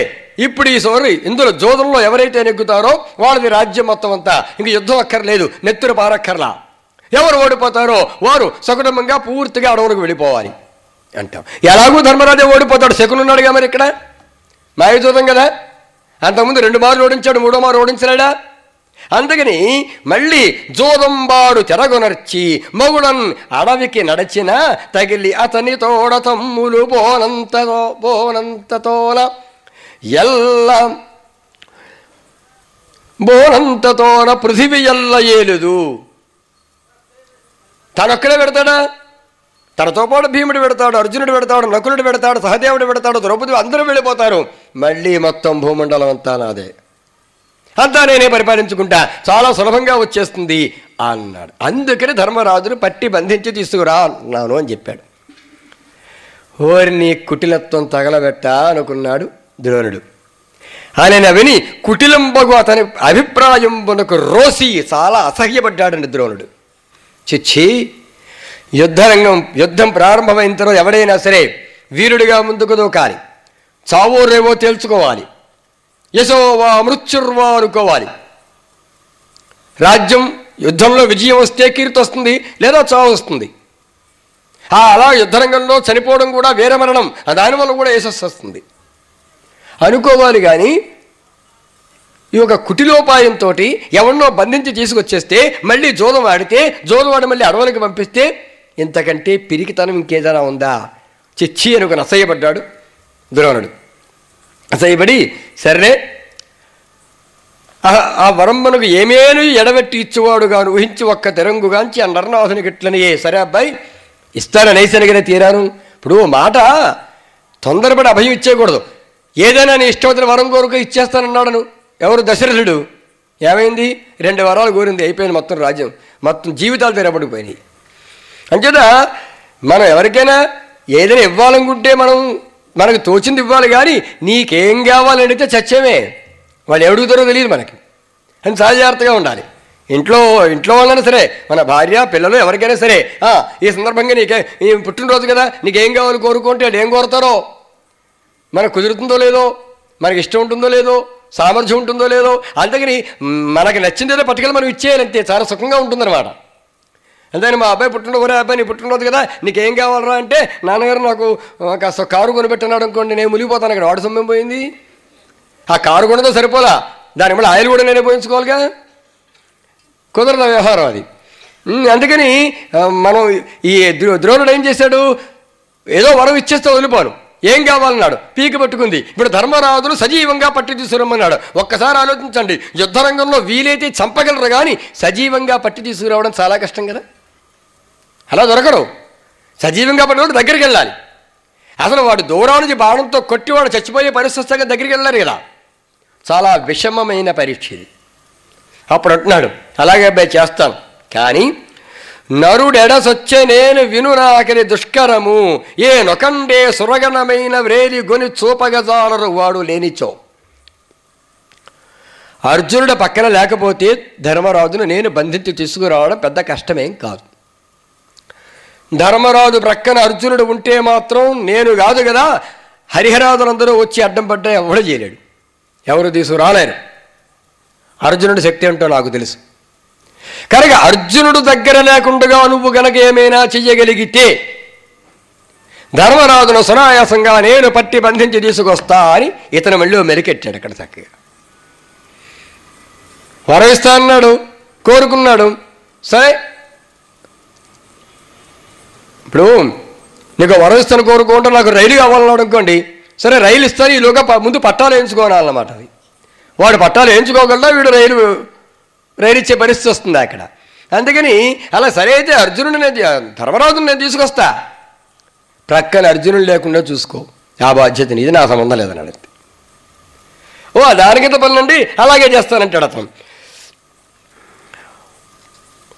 పోర నిల్చిన యుధిష్ఠిరు ద్రౌపది పుట్టినింటి వేవురు వెరగుంది చూడ అలవున్ జలమున్ చెడపట్టి తెచ్చెదన్. ద్రౌపదీదేవుల ఆశ్చర్యపోయి చూస్తూ ఉండగా, హవాక్కైపోతూ ఉండగా, ధర్మరాజుని మామూలుగా కాదు జుట్టు పట్టుకుని ఈడ్చుకొచ్చేస్తా, ఈడ్చుకొచ్చి నీ కాళ్ళ మీద పడేస్తాను, కానీ అర్జునుడు మాత్రం ప్రక్కన ఉండకూడదు, అది అక్కడ నియమం అన్నాడు. అనేటప్పటికీ దానికి తప్పకుండా అట్లాగే చేస్తాను అన్నాడు. ధర్మరాజు కంగారు వచ్చింది. గమ్మత్తు ఏంటంటే వీరి శిబిరాలలో వీరు మాట్లాడుకుని వ్యూహాలు పన్నుతారండి. వారి శిబిరాల్లో వారు మాట్లాడుకుంటారు, వ్యూహాలు పన్నుతారు. కానీ వారి వ్యూహాలు వీరికి తెలిసిపోతాయి, వీరి వ్యూహాలు వారికి తెలిసిపోతాయి. ఎందుకంటే ఎక్కడెక్కడే గూఢచారులు ఉంటారు, వీరంతా మనవాళ్ళే అనుకుని మాట్లాడతారు. మనవాళ్ళు అనుకున్న వాళ్ళలో ఎవడో ఒకడు వాళ్ళు ఉంటాడు, అటు ఉంటారు ఇటు ఉంటారు. వాళ్ళని పసిగట్టడం ఎవరి తరం కాదు. మొత్తం అన్ని డిపార్ట్మెంట్లో ఉన్నవాడు ఉన్నాడంటారే, అలాగా అన్నింటిలోనూ ఉంటారు, ఎక్కడికి వెళ్ళినా సరే. అందుకని తెలిసిపోతాయి, ఓ ద్రోణుడు ఇలా ప్రతిజ్ఞ చేశాడట, నన్ను సజీవంగా బంధించి తీసుకుని వచ్చిస్తానన్నాడట, అర్జునుడు దగ్గర లేకపోతే అని నియమం పెట్టాడట. అర్జున జాగ్రత్త సుమా, నన్ను నువ్వు విడిచిపెట్టడానికి వీల్లేదు అన్నాడు. అంటే అప్పుడు అర్జునుడు అంటాడు, అంటే నిజంగా గనక మన గురువు గారు తలుచుకుని నన్ను బంధించాలనుకుంటే నేను ఆయన ఎదిరించలేను, ఆయనకంటే నేను గొప్పవాడిని కాదు యుద్ధంలో. కానీ అర్జునుడు ప్రక్కన లేకపోతే మాత్రమే తీసుకురాగలను అన్నాడంటే నువ్వు మాత్రం ఎదిరించగలవు అని ఆయనకి అర్థమైపోయింది. బాబు నువ్వు మాత్రం నన్ను విడిచిపెట్టి వెళ్ళక యుద్ధంలో అన్నాడు. అప్పుడు గురుని వధించుటయు భూవర నీ పని నొవ్వనుండు వలను అనటయం పరికంప వక్కురూపు క్షోణీ వల్లభ వినుము, ఏ ప్రాణముతో ఉండ నిన్ను పట్టుకునగా ఆ ద్రోణునక కాదు సగన స్థానునకైనను వశంబే. నేను నీ ప్రక్కన నేను బ్రతికి ఉండగా, నా ఒంట్లో ప్రాణములు ఉండగా నిన్ను పట్టుకోవడమా? ద్రోణుడు కాదు, ప్రమథగణములతో పాటుగా సాక్షాత్తు పరమేశ్వరుడే వచ్చినా కూడా నేను ప్రక్కనుండగా నిన్ను పట్టుకోలేను. ఆ మాట అనగలిగే సత్తా అర్జునుడికి మాత్రమే ఉంది. ఎందుకంటే నిజంగానే పరమేశ్వరుడితో యుద్ధం చేసి ఔరా అనిపించుకున్నవాడు. అందుకని నేను పక్కనుండగా నేను ఎవరు ఏమీ చేయలేరు, నువ్వు ఈ విషయంలో మాత్రం భయపడాల్సిన పని లేదు. అలవి ఎరుంగక ఇమ్మయి దురాస దలంచిరిగాక ధర్తరాష్ట్రులు. వారి శక్తి ఏమిటో వారికి తెలియక ధర్మరాజును సజీవంగా పట్టుకోవాలనుకుంటారా? ఆశకైనా ఒక హద్దు ఉండాలా? ఒక హద్దు రేఖ అనేది ఒకటి ఉండాలి కదా. అతిగా ఆశపడితే జరుగుతుందని అనుకుంటున్నారా? కనుక అది జరిగే పని కాదు. బలవదరాతి పుంజమద భంజన నీవు అని భంగపడ్డ ఈ ఇల శకలంబులే చెడదే ఇంకదే వారిది నింగికూలదే త్రిజగంబులుంగుని పటుస్ఫురణం చనుదించిరేరయిన్.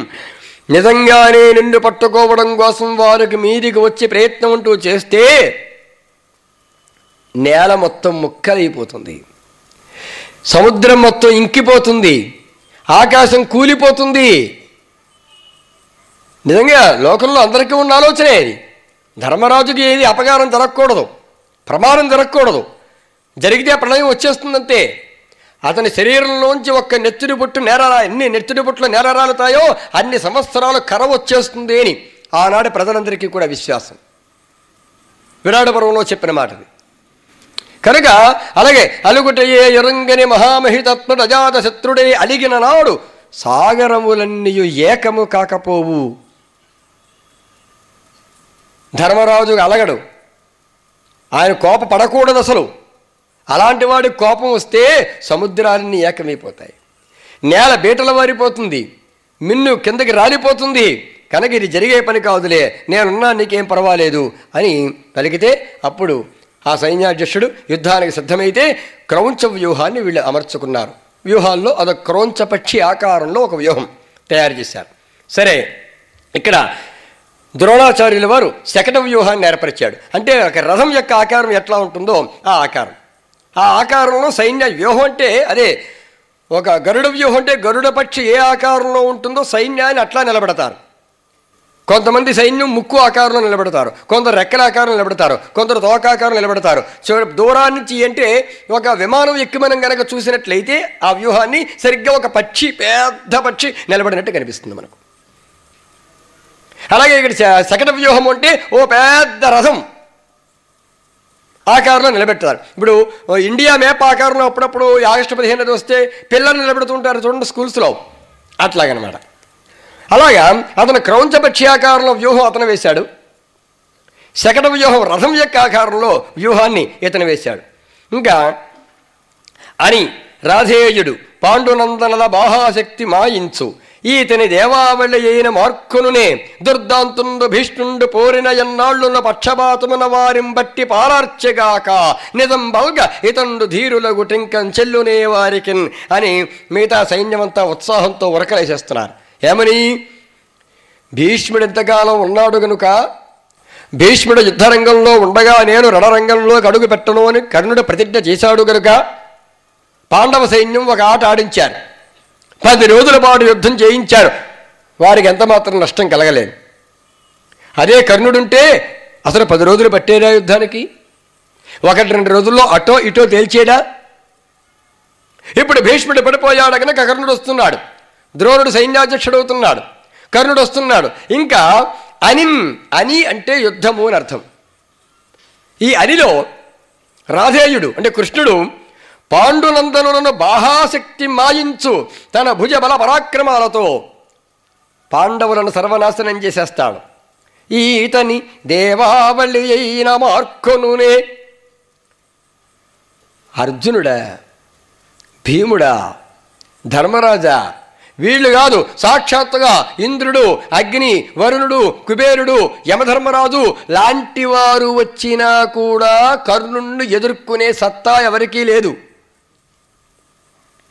వీరనగా ఎంత అమ్మయ్య, ఇక్కడి నుంచి నిజమైన యుద్ధం జరుగుతుంది, ఇంకా వాళ్ళ పని అయిపోయినట్టే. ఇన్నాళ్ళు కర్ణుడు లేడు కాబట్టి, ఇంతవరకు ఇంకా బ్యాట్ పుచ్చుకోలేదు కాబట్టి సచిన్ టెండూల్కర్ నీరసంగా గడిచింది. అమ్మయ్య ఇప్పుడు సచిన్ టెండూల్కర్ వచ్చాడు, ఇంకా చూడండి 6లే 4లే అని ఆ టీవీ ముందు కూర్చున్న మనం ఎలా ఉత్సాహంతో ఉరకలేస్తుంటామో అలాగే అక్కడ సైన్యం కూడా అంతే. అమ్మయ్య కర్ణుడు వచ్చేయడానికి మనకేం పర్వాలేదు అని దాంతో అని ఉబ్బిపోతున్నారు వాళ్ళంతా. సరే, యుద్ధానికి దిగిపోయారు ఇద్దరు కూడా. ఒక్కొక్క ఈ కాల్బలంతో, రసికులతో, గజబలంతో, ఆస్తికులతో. గజబలుడు హాస్తిపకులు అంటారు వారిని. అంటే ఏనుగు మీద ఉన్నవారితోనే యుద్ధం చేయాలి, గుర్రం మీద ఉన్నవారితోనే యుద్ధం చేయాలి, రథం మీద ఉన్నవారు రథం మీద ఉన్న వారితో యుద్ధం చేయాలి, నేల మీద నిలబడ్డవాడు నేల మీద నిలబడ్డ వారితో మాత్రమే యుద్ధం చేయాలి. ఇది యుద్ధ నీతి అంటే. ఇవాళలాగా చెట్టుచాటు నుంచి పుట్టచాటు నుంచి బాంబులు విసరడాలు, లేదా స్కూటర్లోనో కారులోనో ఓ సూట్ కేసులోనో బాంబులు పెట్టేయడాలు, ఇది కాదు యుద్ధనీతి. ఎదురుగుండా నిలబడి తనతో సమానంగా అవతలవాడు కూడా వాహనము అస్త్రము లేదా శస్త్రము ఉంటేనే యుద్ధం చేస్తారు. వెనక్కి తిరిగితే యుద్ధం చేయరు. వాడు యుద్ధం చేయడు ఆపేస్తే వీరు యుద్ధం చేయరు. నేల మీద నిలబడ్డవాడితో రథం మీద నిలబడ్డవాడు యుద్ధం చేయడు. అందుకని ఈ నియమాలన్నీ కూడా పాటించుకుని యుద్ధం జరుగుతోంది. ఇందులోనే భీముడు శల్యుడు యుద్ధం ప్రారంభించారు. శల్యుడు అంటేనండి గదాయుద్ధంలో ఇంకా అసాధారణ ప్రజ్ఞాశాలి. ఒక దుర్యోధనుడు, ఒక భీముడు, ఒక శల్యుడు, ఒక కీచకుడు, వీరందరూ గదాయుద్ధంలో తిరుగులేని వాళ్ళు. వారు అటువంటి ఇద్దరు యోధులు ఒకేసారి యుద్ధంలో తలపడ్డారనుకోండి, అది అసలు ఇంకా చూడాలంతే. అది ఇంకా దాన్ని ఊహించలేమన్నమాట. ఇది షణ్ముఖాంజనేయరాజు చాలా అద్భుతంగా పాడేవాడు. సంపత్నగరు పి లక్ష్మణరావు కూడా చాలా అద్భుతంగా పాడుతాడు. ఆయన ఉన్నారు ఇప్పుడు కూడా కదా.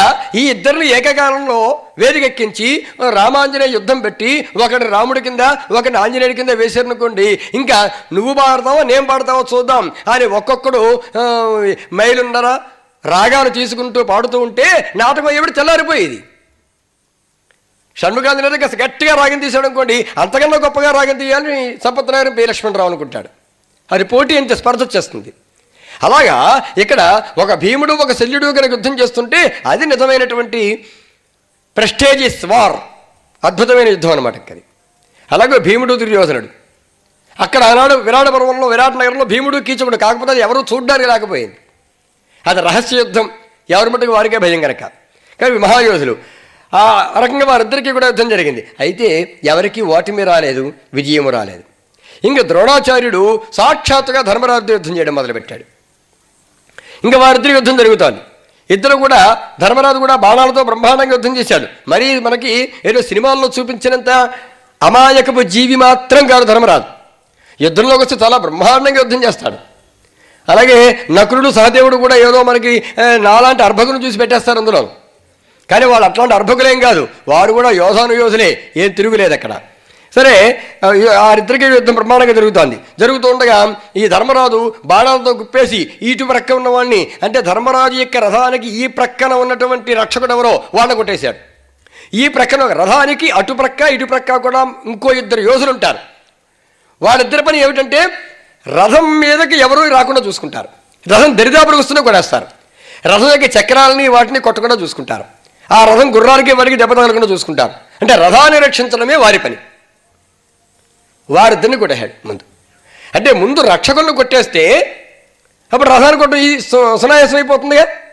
తర్వాత సారథిని కొట్టేశాడు, గుర్రాలను కొట్టేశాడు, రథాన్ని కొట్టేశాడు, అయిపోయింది. ఇంకేముంది? అదే పట్టుబడి ధర్మజుడు వదయుండకు ద్రోణు చేత. ఇంకా దయ ఏమాత్రం లేకుండా ద్రోణుడు విజృంభించేశాడు, మీద గురికేశాడు. ఇంకేముంది? ధర్మరాజు దొరికేశాడు. అదే పట్టుపడయ్య ధర్మజుడు. ధర్మరాజు చిక్కిపోయాడు. అక్కట నేడున్నదుడై సుయోధనుడు తండ్రి తలిర్పగ ఏగు కరిపురికి గొనియలమిన్. ఇంకేవాడు ధర్మరాజుని దుర్యోధనుడు బరబరా ఈడ్చుకుంటూ వెళ్ళి తన తండ్రి దగ్గర కూర్చోబెట్టి ఆ తండ్రికి ఆనందాన్ని కలిగిస్తాడు. జోదం ఆడతాడు, మళ్ళీ పాండవులు వెనక్కి పంపేస్తాడు. ఇంక యుద్ధం అక్కర్లేదు అని అలా ఉంటూ ఉండగా కౌరవ సైన్యం అంతా ఆనందపడిపోతోంది. ఇంకేమన్నా ఇప్పుడు చదరంగం ఆడతాం, చెస్ అంటే కానీ తెలియదేమో. చదరంగం ఆడుతున్నప్పుడు రాజు దొరికిపోయేంతవరకే ఆట. రాడు దొరికిపోయాడు అనుకోండి, అక్కడ అతను ఇంకా నాకు మంత్రి ఉన్నాడు, ఇంకా ఏనుగులు ఉన్నాయి, గుర్రాలు ఉన్నాయి, కాల్బలం, ఇంకా పావులు చాలా ఉన్నాయంటే ఏం ఉపయోగం లేదు. అక్కడ రాజు పట్టుబడితే అక్కడికి ఆట అయిపోయింది. There ends the matter. అలాగా ధర్మరాజు కనుక పట్టుబడిపోతే యుద్ధం ఆగిపోతుంది అక్కడ. ఇంకా భీముడు ఉన్నాడు కదా, అర్జునుడు ఉన్నాడు కదా, యుద్ధాలు ఉండవు ఇంకా. అలాగా కనుక ఇంక యుద్ధం లేదు అని ఆనందపడిపోతుంటే ధరణి భాగము గ్రక్కునం కదల. ఒక్కసారి భూమిలా కంపించిందటండి. ఏంటి జరిగిందా అనుకున్నారు?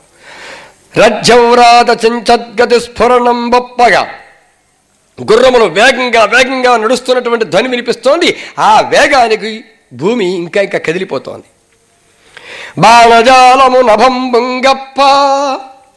ఒక్కసారిగా బాణాలు ఎక్కడి నుంచి వస్తున్నాయో తెలియటంలా, ఎవరు ప్రయోగిస్తున్నారో తెలియటంలా. కానీ బాణాలన్నీ ఆకాశానికి కప్పేస్తున్నాయి. సూర్యుడు కూడా కనబట్టలేదు, చీకటి కమ్మేస్తోంది.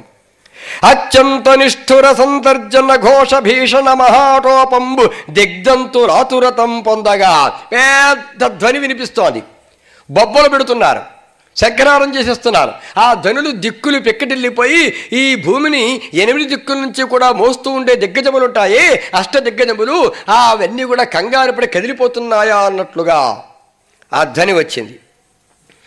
అప్పుడు ఏం జరిగింది అనుకుంటూ ఉండగా పార్థుండు అగ్గురుంతాకినన్.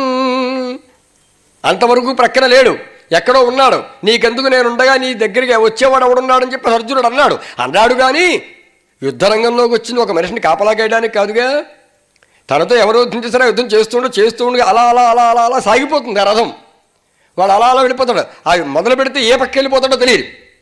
తీర్థంలో పిల్లాడు పక్కకి ఇలా కదిలంటే మళ్ళీ వాడిని మనం పట్టుకోలేం. ఇంకా యుద్ధరంగంలో ఏం పట్టుకుంటాం? అవును, అర్జునుడు ఎక్కడున్నాడంటే వెతకడం ఎవరితరం కాదు. వెతుకుతుంటే బాణాలు ఎక్కడి ఏ బాణం వచ్చి మీదడుతుందో తెలియదు, వెతకలేదు. అలా ఎక్కడో ఉన్నాడు. ఇంతలో పెద్ద కలకలం వచ్చేసింది, కోలాహలం వచ్చేసింది. అదిగో ధర్మరాజు దొరికిపోయాడు.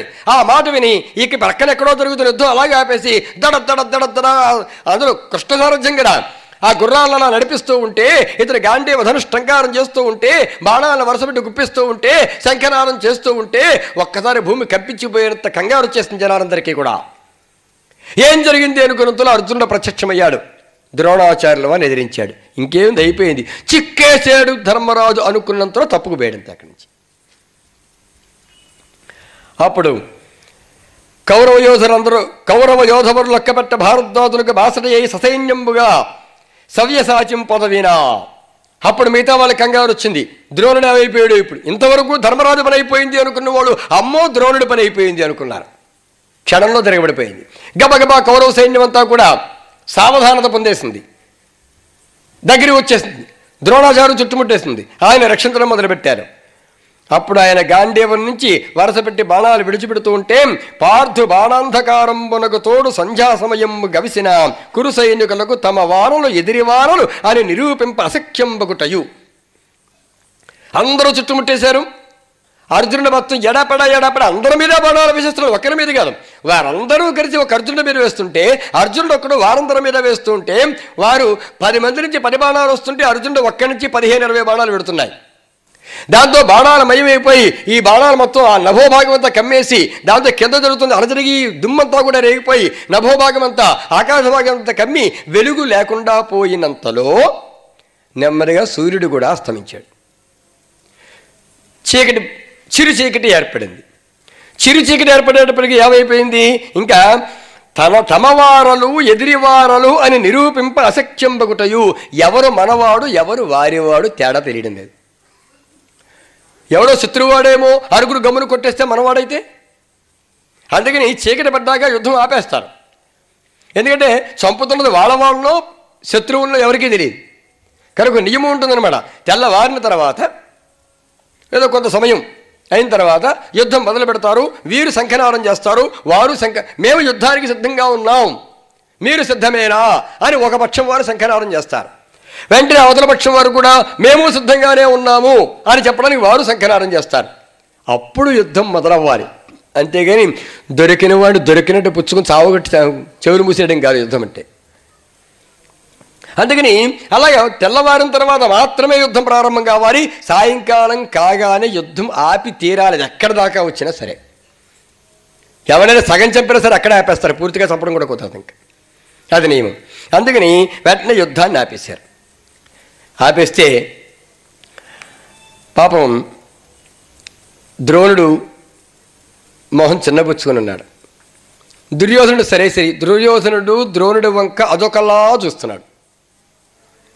ఆ చూపులకి అర్థం తెలిసిపోతోంది. నీ కళ్ళు చెబుతున్నాయి అని అవతలవాడు మనల్ని చూసే చూపుని బట్టి వాడి మనస్సులో ఉన్న భావం ఏంటో మనం చదివేయగలం. ఒక్కసారి అలా చూశాడు. అర్థమైంది, అయ్యా నువ్వు అలా ఎందుకు చూస్తున్నావో. నరవర మున్న చెప్పితి, ముందే చెప్పా. ఏమని? రణంబున అర్జునుడు వద్దనున్న ఎవ్వరికి ధర్మసూను పొదవంగ అశక్యము. ప్రక్కన అర్జునుడు ఉండగా ధర్మరాజును పట్టుకోవడం ఈ ప్రపంచంలో ఎవరి వల్ల కాదు అని నేను ముందుగానే చెప్పా. పార్థుడు ఉద్ధురుడయి నేలవాపికొని దోర్బలమొప్పగా పోవజాలినన్ వెర్రవున పట్టెదన్ పరులు వేవురు మార్కొని నన్ గలంచెదన్. ఒక్క అర్జునుడు దూరంగా తీసుకుని నీకు చేతనైతే, అర్జునుడు మినహాగా మిగిలిన వారు 1000 మంది, ఒకరిద్దరు కాదు 1000 మంది ఒక్కసారిగా నా మీదకి దూకినా వారందరినీ క్షణాల మీద పడగొట్టేసి ధర్మరాజును జుట్టు పట్టుకుని లాక్కొస్తా. అర్జునుడు అక్కడుంటే ఏమాత్రం నేనేం చేయలేను అని ముందేం చెప్పాడు, అదే మాట చెప్పాడు.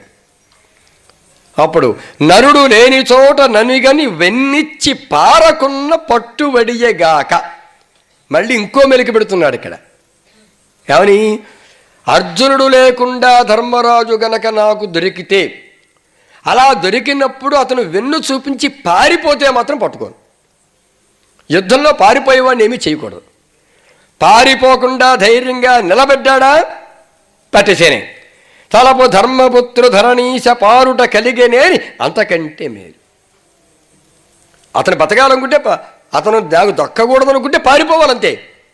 అర్జునుడు తన ప్రక్కన లేనప్పుడు అతను నాతో యుద్ధం చేయాలనుకోకూడదు. అంతేగా నా ఎదురుగుండా ఉండాలని అనుకోకూడదు. పారిపోవాలి. పారిపోతే అతని మేలు జరుగుతుంది, లేదా నీకు దొరికిపోయినట్టే. నాకు దొరికిపోతాడు, నీకు చిక్కిపోతాడు అన్నాడు.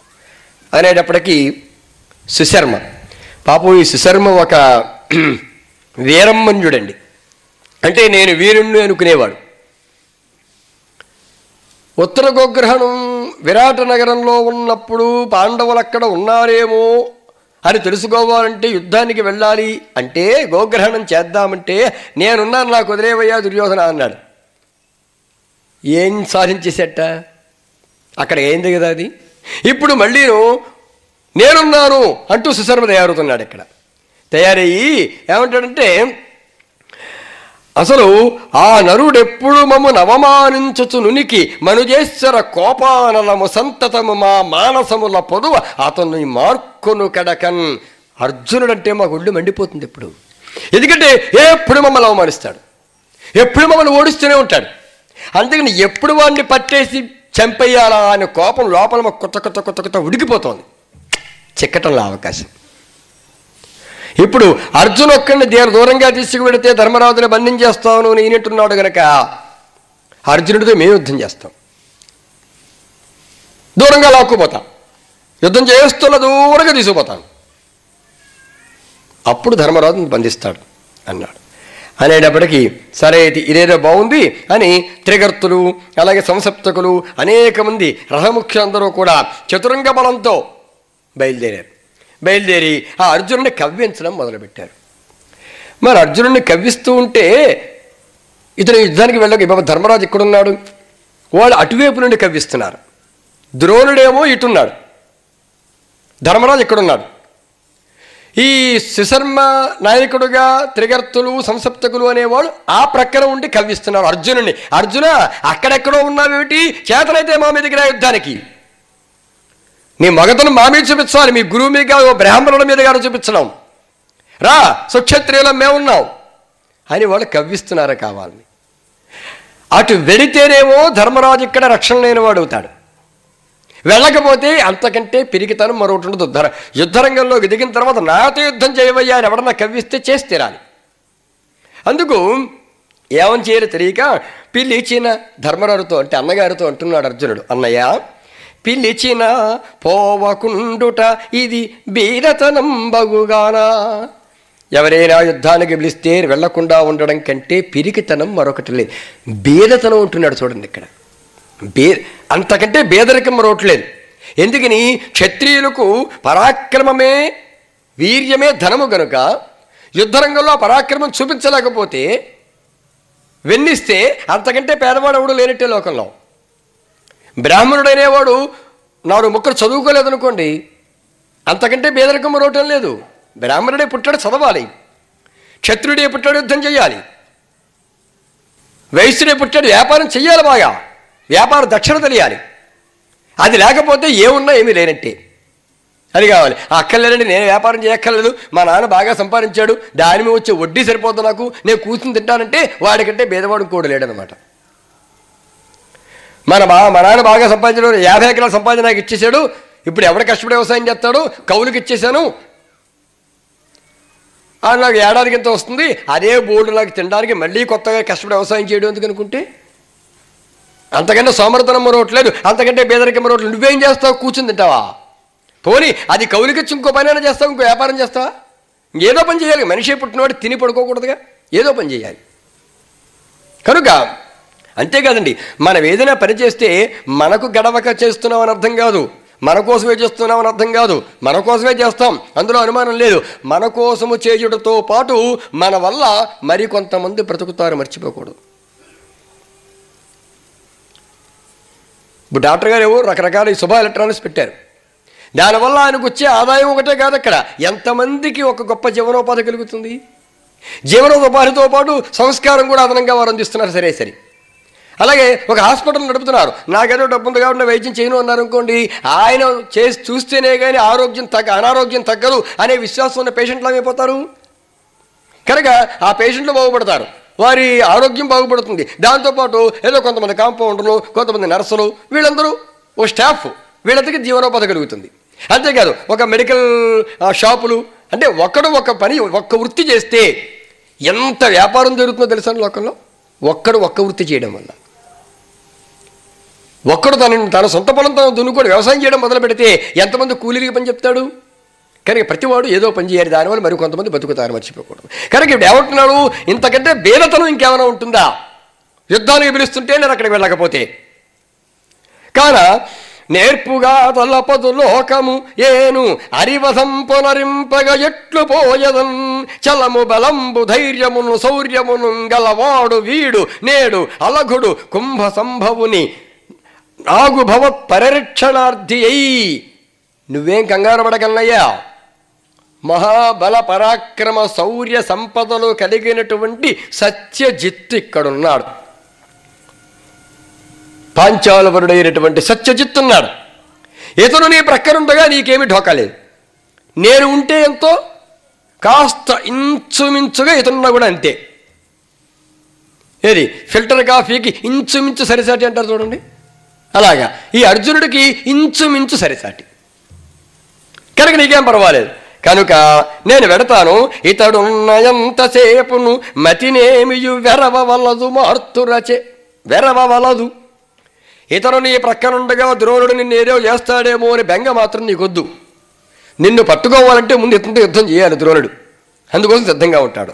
ఒకవేళ ఏ కారణము చేతనైనా మార్తురచేతన్ హతుడయ్యనేని, దురదృష్టం కొద్దీ అంటే యుద్ధంలో మరి కీడించి మేలించాలి గనుక, ఒకవేళ సత్యజిత్తు గనక యుద్ధంలో ద్రోణుని చేతిలో చనిపోతే అప్పుడు నిలుచుట చతురత కాదు అనికి తొలగి చనవలయునృపా.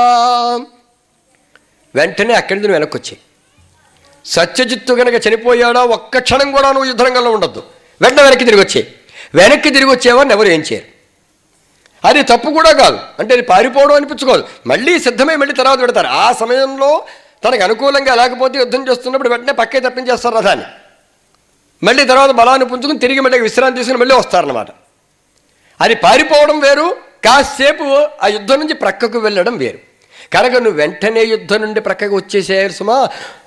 సత్యజిత్తు గనక చనిపోతే అక్కడ నువ్వు ఉన్నావంటే నిన్ను చాలా సునాయాసంగా పట్టుకుంటాడు. ఆ సమయంలో నిన్ను పట్టుకోకుండా ఆపడం ఎవరి వల్ల కాదు. అది అర్జునుడు అంత జాగ్రత్తగా ఆలోచించాడు. కీడించి మేలించడం అంటే ఇదే. అలాగని ప్రతిదానికి కీడించి మేలించకూడదు అనుకోండి, కానీ కొన్నింటికి అంటే యుద్ధము అనేటువంటివి ఎప్పుడూ కూడా అవి కీడు కలిగించడానికే అవకాశం ఎక్కువగా ఉంటుంది కాబట్టి కీడించి మేలించాలి అలాంటి చోట. అంతేగాని ఏదైనా పెళ్లి చూపులు జరుగుతున్నాయనుకోండి, అక్కడ కీడించి మేలించకూడదు, చావు కొడతారు. అంత అనకూడని మాట ఏదైనా అంటే, ఒకవేళ ఏ కారణం చేతేనా అబ్బాయి అన్నాడు చంపేస్తారు అంతే. అక్కడ వారంటీలు ఏమైనా ఉన్నాయండి? ఏదైనా జరిగితే అబ్బాయికి మా అమ్మాయి పరిస్థితి ఏమిటి? ముందు అర్జునుడికి గెటౌట్ అంటారు. అక్కడ కీడించకూడదు. ఎందుకంటే అసలు ఆ కీడనేది ఎప్పుడు ఎవరికి ఎలా వస్తుందో ఎవరికీ తెలియదు. కాబట్టి దాని మీద ఎంచనేయకూడదు. యుద్ధరంగంలో మాత్రం ఖచ్చితంగా కీడే ముందు ఎంచాలి. కనుక సత్యజిత్తు ప్రక్కన ఉండగా నేనుంటే ఎంతో అతనున్నా అంతే కనుక నిన్నెవరూ ఏమీ చెయ్యలేరు. ఏ కారణము చేత అయినా సత్యజిత్తు కనుక చనిపోయినట్లయితే ఒక్క క్షణం కూడా నువ్వు అక్కడ ఉండకు, వెనక్కి వచ్చేయి అని ఆ సలహా చెప్పాడు. సరే అయితే తమ్ముడు నువ్వు ఎలా అంటే అలాగే అన్నాడు ధర్మరాజు. వెంటనే అని నవడబడి ఎట్ల కాక అనుడు అన్నరేంద్రునకు భక్తి మ్రొక్కి ఒక్కసారి మన ధర్మరాజు పాదాలకు నమస్కారం చేసుకుని నరేంద్రపుత్రుడు అతని చేత దీవనగొని ఆయన ఆశీస్సులు పొంది అవిరోధులున్న దశకేగ సంతోషముత్కటముగా చాలా సంతోషంగా ఆ సంసప్తకులు, ఆ త్రిగర్తులు, ఆ సుశర్మ ఎటుకేసి ఉన్నారో అటుకేసి ఆనందంగా వెళ్ళాడు. భయపడుతూ వెళ్ళలా. అసలు యుద్ధవీరులు ఎవరైనా సరే ఆనాటి కాదు ఈనాటి కూడా ఈ గోండాలు రౌడీలు లాంటి వాళ్ళు వీడి బాంబు కల్చర్లో వ్యవహారం కానీ అసలు బోర్డర్లో యుద్ధం చేసే సైనికులు ఉంటారే వాళ్ళకు కొన్ని నీతులు చక్కగా పాటిస్తారు. వాళ్ళు అసలు భయపడరు, సంతోషంగా పెడతారు యుద్ధానికి. కానీ భయపడదు. అయ్యి బాబా యుద్ధానికి పెడుతున్నాం, మళ్ళీ మనం తిరిగి వస్తామా రావా, మనం ఒకవేళ తిరిగి రాలేకపోతే మన పెళ్ళాం బిడ్డల పరిస్థితి ఏమిటి, ఈ ఆలోచనే ఉండదు. ఉన్నవాడు అక్కడికి వెళ్ళడు అసలు. అందుకని సంతోషముత్కటముగా విరోధులున్న దశకు ఏగే. సరే అప్పుడు కౌరవులందరూ కూడా ఇక్కడ అతను అటు వెళ్ళిపోయాడు. ఇక్కడ కౌరవులు సరే ధర్మజుని దగ్గర విజయుడు లేడు కనుక ఇప్పుడు ధర్మరాజును పట్టుకోవడం చాలా సులభం అనే భావంతో ఈ కౌరవులు గరుడ వ్యూహం వేశారటండి. అప్పుడు మళ్ళీ అంటే గరుత్మంతుని యొక్క ఆకారంలో సైన్యం నిలబడిపోతారు ఒక్క క్షణం. ఇప్పుడు మీరందరూ కూడా గరుడ వ్యూహంలో నిలబడండి అన్నారనుకోండి, ఒక 10-15 నిమిషములలో మొత్తం గరుత్మంతుని ఆకారంలోకి వచ్చేస్తుంది సైన్యం అంతా. అంత గొప్ప శిక్షణ ఉంటుంది వాళ్ళకి, ఎంతో కాలం శిక్షణ ఉంటుంది కాబట్టి చెప్పిన వెంటనే చేసేయగలరు. అప్పుడు ఎవరు నేను ముక్కు దగ్గర నిలబడాలా రెక్క దగ్గర నిలబడాలా అని అడగడం అవడున్నావు వాడికి అది నియమనుడు. గరుడ వ్యూహం వేస్తే నీ స్థానం ముక్కుని ముందు చెప్పేస్తారు, నీ స్థానం రెక్క అని చెప్పేస్తారు. కనుక సరాసరి అక్కడ వెళ్ళిపోతాడు. కానీ ఇప్పుడు ఎవరెక్కడో చెప్పండి అంటే కుదరదు. అక్కడ ఏదైనా సన్మానం చేస్తున్నప్పుడు శాలువా ఎవరు కప్పాలి, దండ ఎవరు వెయ్యాలి, మెమెంటో ఎవరు చేతిలో పెట్టాలి అని కొంతమంది మైకు దగ్గర వచ్చేసిన తర్వాత మొదలు పెట్టేసాక తడివేసుకుని ఇలా వెతికేసుకుని ఇప్పుడు వారు ఉంటారు. కొంతమంది ప్రణాళికాబద్ధంగా శాలువా వీరు, దండ వీరు, మెమెంటో వీరు అని రాసేసుకుంటారు. ప్రణాళికాబద్ధంగా ఆ ప్రకారంగా చేయిస్తారు. ఏదో డాక్టర్ గారు ఇక్కడ క్రమశిక్షణాత్మకంగా పలానా వారు వ్యాఖ్యాత్రిగా ఉండవాలంతే ఉంటారు. ఇంకా అలా అంతే, మార్పు ఉండదు అక్కడ. ఇంకా నేను పైకెక్కేసే సమయంలో ఇప్పుడు నువ్వు పెడతావా నేనన్నా అనుకోరు వాళ్ళు. అలాగే దండ వేయడానికి ఎవరిని పిలుద్దాం అని అప్పటికప్పుడు స్టేజ్ మీద మైకులో ఆలోచించరు, ఆలోచించాకే మైకులో పిలుస్తారు. అలాగా ఇక్కడ కూడా గరుడ వ్యూహం అన్నాడంతే దరదర ఒక పక్షి ఆకారం వచ్చేసింది అంతే. అక్కడ వారి యొక్క ఆ వ్యవస్థ అంత నిబద్ధతగా అంత పకడ్బందీగా ఉంటుంది. అది ఇంకా మళ్ళీ బ్రహ్మాండంగా యుద్ధం జరిగింది. ఇక్కడ వీరి యుద్ధం జరుగుతోంది. క్రీడి ఆకొనియున్న కేసరి హరిణ చెయ్యము మీద చరునట్టులు. ఆ త్రిగర్తులతో యుద్ధం చేయడం కోసం విడుతుంటే అర్జునుడు ఉన్నట్టండి. ఆకలిగా ఉన్న సింహం లేళ్ల గుంపుల మీదకి ఉరుకుతుంటే ఎలా ఉంటుందో లేళ్ల గుంపుల మీదకి ఉరుకుతున్న సింహంలాగా అర్జునుడు ఉన్నాడు. బెదిరిపోతున్న లేళ్ల గుంపుల్లాగా ఈ సుశర్మ నాయకత్వంలో ఉన్న త్రిగర్తులు మొదలైన వాళ్ళు ఉన్నారు. సరే అర్ధచంద్రాకృతిగా ఒడ్డు సంఘటించుకుని ఉండి అప్పుడు వెంటనే వారందరూ అర్ధచంద్రాకార వ్యూహం వేసుకున్నారు. మరి ఎవరి వ్యూహం వాళ్ళదే. ధర్మరాజును పట్టుకోవడం కోసం ద్రోణుడేమో గరుడ వ్యూహం వేశాడు, అంటే గరుత్మంతో పావును పట్టేసినట్టుగా పట్టేద్దామని. వాళ్ళేం చేశారు, అర్ధచంద్రాకార వ్యూహంతో అర్జునుడు పడదాం అంటే అర్ధచంద్రాకారం ఇలా వస్తారు కదా, ఇలా చుట్టుముట్టేయాలన్నమాట. ఎందుకంటే వాళ్ళందరి దృష్టి అర్జునుడిని బంధించి పట్టేయాలంతే, చిక్కు పెట్టేయాలి, మరి ఎటు వెళ్ళడానికి దారి లేకుండా అని. ఇలాంటి అర్ధచంద్రాకారం కాదు, పూర్వచంద్రాకారం కూడా తనకే లెక్క కాదనుకోండి, పట్టేశారు. సరే సంఘటించుకొని ఉండి అతని గని ప్రీతి నార్పులు బొబ్బలు చలగంగా పొంగుటయును చూచుచు ఆ సవ్యసాచి మందస్మితుడై కృష్ణుని తోడ ఇట్లని. వాళ్ళందరూ గట్టిగా అరుస్తున్నారు, బొబ్బలు పెడుతున్నారు. వచ్చేవారు అర్జునుడు రా, ఎందుకంటే అర్జునుడు ఒక్కడే వస్తున్నాడు ఇక్కడికి, సైన్యం అంతా అక్కడ ఉంది. వీళ్ళు మాత్రం బోల్లంత మంది ఉన్నారు. ఇంకేముంది, మరి అర్చంద్రాగారితో ఉన్నాం, ఇదే మరి ఇలా చుట్టేస్తాం, అయిపోయింది అర్జునుడు పని అని గట్టిగా బొబ్బలు వేస్తున్నారు, రంకెలు వేస్తున్నారు, ఏళ్ళ వేస్తున్నారు, గోళ్ళ వేస్తున్నారు, ఊళ్ళలు వేస్తున్నారు. వాళ్ళందరినీ చూస్తే పాపం నవ్వు వచ్చింది అర్జునుడికి. నవ్వుతూ అంటాడనమాట, కృష్ణుడితో అంటున్నాడు, ఏమయ్యా చూడు, ఓ ఎక్కుడైన వరము నెసకెంపుటబ్బున ఉబ్బున పొదను చున్నవారు ముదముకతున ఎదిరి దమ్ము ఇంచుకేనియు నెరుగరు ఎదిరిన్ తమ్మున్. ఇక్కడండి ఈ పుస్తకం చూస్తే తెలుస్తుంది, ఎదిరి తర్వాత అరసున్న పెట్టి దమ్మున్ అని రాసింది. అరసున్నలు ఎందుకండి భాషలోను? తీసేయచ్చు కదా, దాని అవసరం లేదు కదా. అరసున్న పలకం కూడా కదా, తీసేయమంటారు. నిజంగా ఎవరో అక్కర్లేదు. ఇప్పుడు నేను కూడా ఏమని చదివాను? ఎదిరి దమ్మును అని చదివాను. అంటే అవతల వారి యొక్క దమ్ము అలా అర్థమైంది నాకు. ఒక్కసారి చూసుకుంటే అరసున్న కనబడింది. అమ్మో, అప్పుడు అర్థం మారిపోయింది. అరసున్న ఉంటే దమ్ము గారు తమ్ము అని అర్థం. అంటే ఎదిరిన్ తమ్మున్, అవతల వారిని మనను గుర్తించే శక్తి లేనివారు, అవతల వారి బలవంతా మన బలవంతా అని తెలియని వారు అని అర్థం వస్తుంది. ఇక్కడ అరసున్న ఉంటే అర్థం వేరు, లేకపోతే అర్థం వేరు. చెప్పలేవు ఇలా అర్థాలు అవి. అంటే మామూలుగా తెలుగులో మాట్లాడుకోవడానికి నిత్యకృత్యానికి కొన్ని లేకపోయినా పర్వాలేదు, కానీ సుస్ఫుటమైనటువంటి సుస్పష్టంగా నిర్దిష్టంగా తెలుగు భాషను అధ్యయనం చేయాలి అంటే అన్నీ ఉండాలి. అక్కర్లేదంటే ఏది లేదు.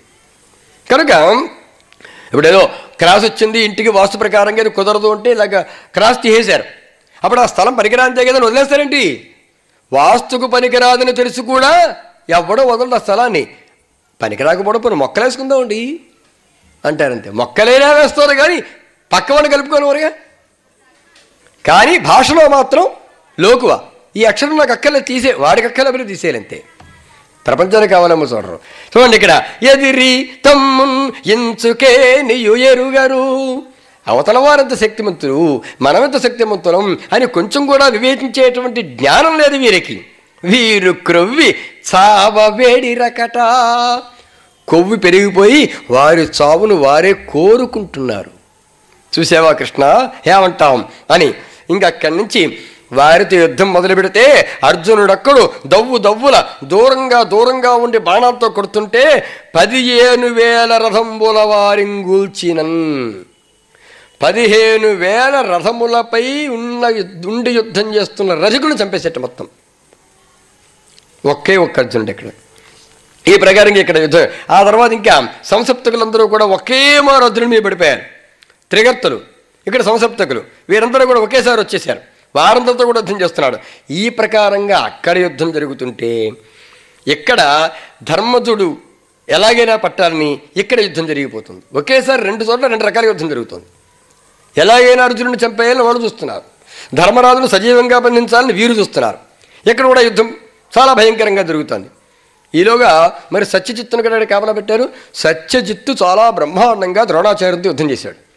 ధర్మరాజును బంధించాలంటే ముందు సత్యజిత్తు చావడమో ఓడి పక్కకి వెళ్ళిపోవడం ఏదో జరగాలి. ఇంకా ద్రోణాచార్యుడికి తప్పనిసరి పరిస్థితి, అతనితో యుద్ధం చేయడం మొదలెట్టడం. చాలాసేపు యుద్ధం చేసి నిలబెట్టేశాడు.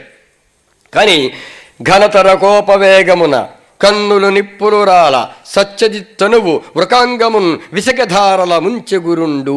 ఉరుకుడు అనేవాడు అక్కడ తోడున్నాడు.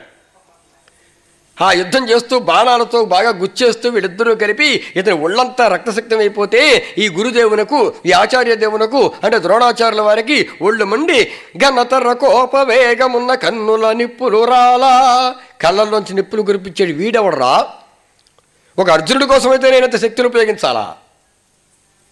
కానీ ఈ సత్యజిత్ ఎవడం, ఈ వృకాంగుడు ఎవడం, వీళ్ళు కూడా నన్ను ఇంత పీడించేసేవాళ్ళే. అంటే నేను ధర్మరాజు మీద మాత్రమే దృష్టి పెట్టి అతన్ని బంధించడం గురించి మాత్రమే ఆలోచిస్తూ ఏకాగ్రత అటుసారిస్తున్నాను కనుక వీరు నన్ను 4 పక్క నుంచి బాణాలేసి పీడించేస్తున్నారా? ఒక్కసారి నేను గనక వీరి వైపు దృష్టి సారిస్తే వీరి పరిస్థితి ఏమిటో వీరికి అర్థం కావడం లేదు అని గట్టిగా దడ ఒక్కొక్కళ్ళ మీద 10, 20, 30, 40 బాణాలు కురిపించాయట. వారలు అతన్ని వడి కోర్చి మైకలయతాకగా సారథి ఇవ్వడంగా. వెంటనే ముందు సారథి చనిపోయాడు. సత్యజిత్తు యొక్క సారథి చనిపోయాడు. వాహనములు బీరువోవా, గుర్రములు చనిపోయాయి. సిడమల్లనాడగా పైన జెండా కూడా మొత్తం కూలిపోయింది అక్కడికి. ఏసి రుద్ధతిన్ సత్యజిత్తుమేన సాయక దశకంబు నాటి. ఒక 10 బాణములు ఒకేసారి సత్యజిత్తు గుండెల మీదకి పొట్ట మీదకి మొత్తం శరీరం మీదకి వేసేశాడు. కుంభదుండు లగుచు విల్లు దునుమా, మళ్ళీ ఇతను కూడా బాణాలు వేయడానికి అవకాశం లేకుండా అతను విల్లు విరగొట్టేశాడు. ఒండు వింట ద్రోణుని నొప్పించే, విల్లిపోతే ఇంకోటిని బట్టి ఇంకో విల్లు తీస్తున్నాడు. దాంతో ద్రోణ మీద గట్టిగా ఇతను బాణ, ఓ మూల ఒంట్లో బాణాలు ఉన్నాయండి. ఒంట్లో 10 బాణాలు గుచ్చుకుని ఉండగా సత్యజిత్తు ఒక విల్లు విరిగిపోతే ఇక్కడ ఇంకో విల్లు తీసుకుని మళ్ళీ బాణాలు వేస్తున్నాడు. అది వారి శక్తి అంటే అది. సరే, మనం కూడా చూస్తుంటాం అనుకోండి, వాటి వీళ్ళు కూడా తక్కువ వాళ్ళేం కాదు. వాడికి ఒంటి నిండా కత్తిపోట్లు ఉంటాయి, అవతల 20-30 మంది విలన్స్ పట్పట్పడ లేచిపోతారు, వీడు మొత్తం మళ్ళీ హాయిగా అప్పుడు హాస్పిటల్కి వెళ్ళి బతికిపోతాడు. అంతే, ఇందులో అనుమానం లేదు. 30-40 కత్తిపోట్ల ఒళ్ళలో గుళ్ళు ఉన్నా సరే. సరే, వాళ్ళ అలాంటి హీరోలు ఉన్నారు మనకి, అనుమానం అలాంటి వీరులు ఉన్నారు, అనుమానం లేదనుకోండి. అక్కడ రోడ్డు మీద ఉన్నారు, ఇక్కడ తెరల మీద ఉంటారు, ఇంతే తేడా, తెరలుగా. కనుక ఒంటి మీద విధంగా బాణాలు గుచ్చుకున్న మంది బాణాలు తీసుకుని అతను బాధ పెడుతూ ఉంటే అతడు ఉరుకుడు పెలుచు అడరి వేసే. ఇంకా కినిసి వ్యసం సత్యజిత్తుని ధనువు నరికి గురుడు ఉరుకుని తలదునియగా, మళ్ళీ ఇంకా గట్టిగా కోపం వచ్చింది. ఇది పని కాదురా అబ్బాయి, నీ ధనుస్సును కాదు, ముందు ఆ ఉరుకాంగుని యొక్క ధనుస్సు విరగొట్టి తలకే తగ్గొట్టేశాడు. తర్వాత అక్కడే ఉరుకుడు వెళ్ళిపోయాడు. ఇంకా అతని హయములు, అతని గుర్రాలు పోయాయి. సారథియును మునుడొల్లగా 6 బాణములు బిట్టేసన్, ఒక 6 బాణాలతో మొత్తం ఉరుకుడు వెళ్ళిపోయాడు. అన్యచాపహస్తుడే సత్యజిత్తు సౌరంభంభనంబర కుంభజన్ను తలరనేయుటయు, వెంటనే ఇంకో ధనుసు తీసుకుని సత్యజిత్తు మీదకి వస్తే వెంటనే అతనితో ఖండములై పడంధనువు, ఆ సత్యజిత్తు చేతుల్లో ఉన్న ధనుస్సు ముక్క కాదు ముక్కలైపోయింది. గ్రక్కుననేయుడు సత్యజిత్తు విల్లుండుగొనన్, వెంటనే ఇంకో ధనుసు తీసుకున్నాడు. దునియనుద్ధతి సేయుచు పెక్కు విండులు దండత నుగ్గుసేసి ఇంకో ధనుసు తీస్తున్నాడు. ఇంకా ఎక్కువ పెడదాం అనుకుంటున్నాడు. వెంటనే ద్రోణం నుంచి బాణం వచ్చేస్తోంది. బాణం అతని మీదే రావట్లా, ఈ ధనుస్సు మీదకి వస్తోంది, ఇది విరిగిపోతుంది. మళ్ళీ ఇంకోటి తీస్తున్నాడు, ఎక్కువ పెడుతున్నాడు, ధనుస్సు విరిగిపోతుంది. ఇలా ఎన్ని తీసినా ధనుస్సు ముందు ధనుస్సులు లేకుండా చేసేస్తున్నాడు. దాంతో భుజదర్పధరుండు ధురంధరుడు ఈతడింత దక్కండని అర్ధచంద్ర విశక ప్రహతిన్ తలడొల్ల చేసినన్. ఇలా ధనుసులు వెరక్కొట్టుకుంటూ పోతూ ఇలా ఈ ఆట ఎంతసేపు, ఇంకెందుకు ఆ తీసేసేది ధనువున్న గారు తల తీసేస్తే పోలా అనుకుని అర్ధచంద్రాకారంతో ఉన్న బాణాన్ని ప్రయోగిస్తే అది ఎలా వచ్చి తలకాయని ఇలా తీసుకెళ్ళిపోయిందంటే. ఎవరిది? సత్యజిత్తుడి. అంటే ధర్మరాజుకి రక్షణగా ఎవరినైతే అర్జునుడు ఏర్పాటు చేశాడో ఆ సత్యజిత్తు వెళ్ళిపోయాడు. ముందు అననే అన్నాడు, సత్యజిత్తు ఉండగా నిన్నెవరూ ఏమీ చెయ్యలేరు. ఒకవేళ కనుక సత్యజిత్తు మరణిస్తే క్షణం కూడా ఇక్కడ ఉండద్దు అని. దాంతో అమ్మో సత్యజిత్తు పడిపోయాడు, ఇంకిక్కడ మనం ఉండకూడదు, వెళ్ళిపోవాలి అని జాగ్రత్తగా ధర్మరాజు సాహంకారుండు గురు బాహుబలంబునకు ఉలికిపార తొలంగన్ వాహములు తోలుకుని ఉత్సాహంబులు చలంబునడ ధర్మజుడిపా. వెంటనే ఆ సారథితో చెప్పి అబ్బాయి గుర్రాలు పక్క దూరించు అని గవ్వ అక్కడి నుంచి వేరే చోటకి వెళ్ళిపోయాడు అతను. ఆ తర్వాత ద్రోణాచార్యుడి మీదకి సూర్యదత్తుడు అనేటువంటి వాడు వచ్చాడు. అతనితో కూడా యుద్ధం చాలా బ్రహ్మాండంగా చాలాసేపు జరిగింది. సరే, ఈ సూర్యదత్తుడు చంద్రదత్తుడు ఇలాంటి వారు ఏవి కూడా ఎవరు కూడా ద్రోణుడి మీద అతని దగ్గర యుద్ధంలో ఆగేవారేం కాదు. సరే, ఈలోగా భగదత్తుడు అనేవాడు వచ్చాడు. వాడు పాండవులతో చేస్తుంటే యుద్ధం మొత్తం ధర్మరాజు కానీ అర్జునుడు కానీ, అక్కడ అర్జునుడు సరే అనుకోండి, ఈ నకుల సహదేవులు కానీ వీళ్ళందరూ వీరికి మరి భయంకరమైనటువంటి యుద్ధం జరిగింది. అప్పుడు అక్కడ వారందరినీ చావచేత కొట్టేసి అర్జునుడు ఇంక వీళ్ళు పని అయిపోయింది కదా, అక్కడ ధర్మరాజు ఎలా ఉన్నాడు అని చెప్పి చూసి ఇటు వస్తుంటే ఇక్కడ భగదత్తుడు విజృంభించేస్తున్నాడు. అప్పుడు వారెవరి వల్ల కాదని కృష్ణ రథాన్ని భగదత్తుని దగ్గరికి పోని అతనేదో కాస్త గట్టిగా హడావుడి చేస్తున్నాడు, అతని సంగతి ఏదో చూద్దాం అనుకున్నాడు. వారిద్దరి మధ్య కూడా భయంకరమైన యుద్ధం జరిగింది. చివరికి ఆ భగదత్తుణ్ణి అర్జునుడు పరిమారి చంపేయడం జరిగిపోయింది. అలా ఇక్కడ వీరి తరపున ఉన్నటువంటి సత్యజిత్తును ద్రోణుడు చంపేశాడు, వారికి సంబంధించిన భగదత్తుణ్ణి అర్జునుడు చంపేశాడు. అక్కడికి సమానంగా చెల్లిపోయింది. అప్పుడు కర్ణార్జునుల మధ్య యుద్ధం ఎప్పటికొచ్చింది. అసలు ఎంతవరకు అసలు యుద్ధం ఎప్పుడు వస్తుందా, ఎప్పుడు అర్జునుడు చంపేద్దామా అని ఎంతో కాలంగా ఎదురు చూస్తున్న కర్ణుడు ఇంతవరకు అర్జునుడికి తారసపడలా. ఆ యుద్ధం ఆ సన్నివేశం ఏర్పడలేదు, ఇప్పుడు ఏర్పడింది. ఇంకా తన వెనుక కోడి పారిన ఘనయోధుల చూచి బాహు గర్వ స్ఫూర్తిని తనరుచు ఇంకా ఒకరు యుద్ధంలో ఒకరి మీద ఉత్సాహాన్ని చూపించుకుంటూ కర్ణార్జునుల మధ్య యుద్ధం జరుగుతుంటే ఏంటండి పైనుంచి దేవతలు కూడా వింతగా చూశారట. బాపురే ఏమిటి ఇంత భయంకరమైన యుద్ధం అని.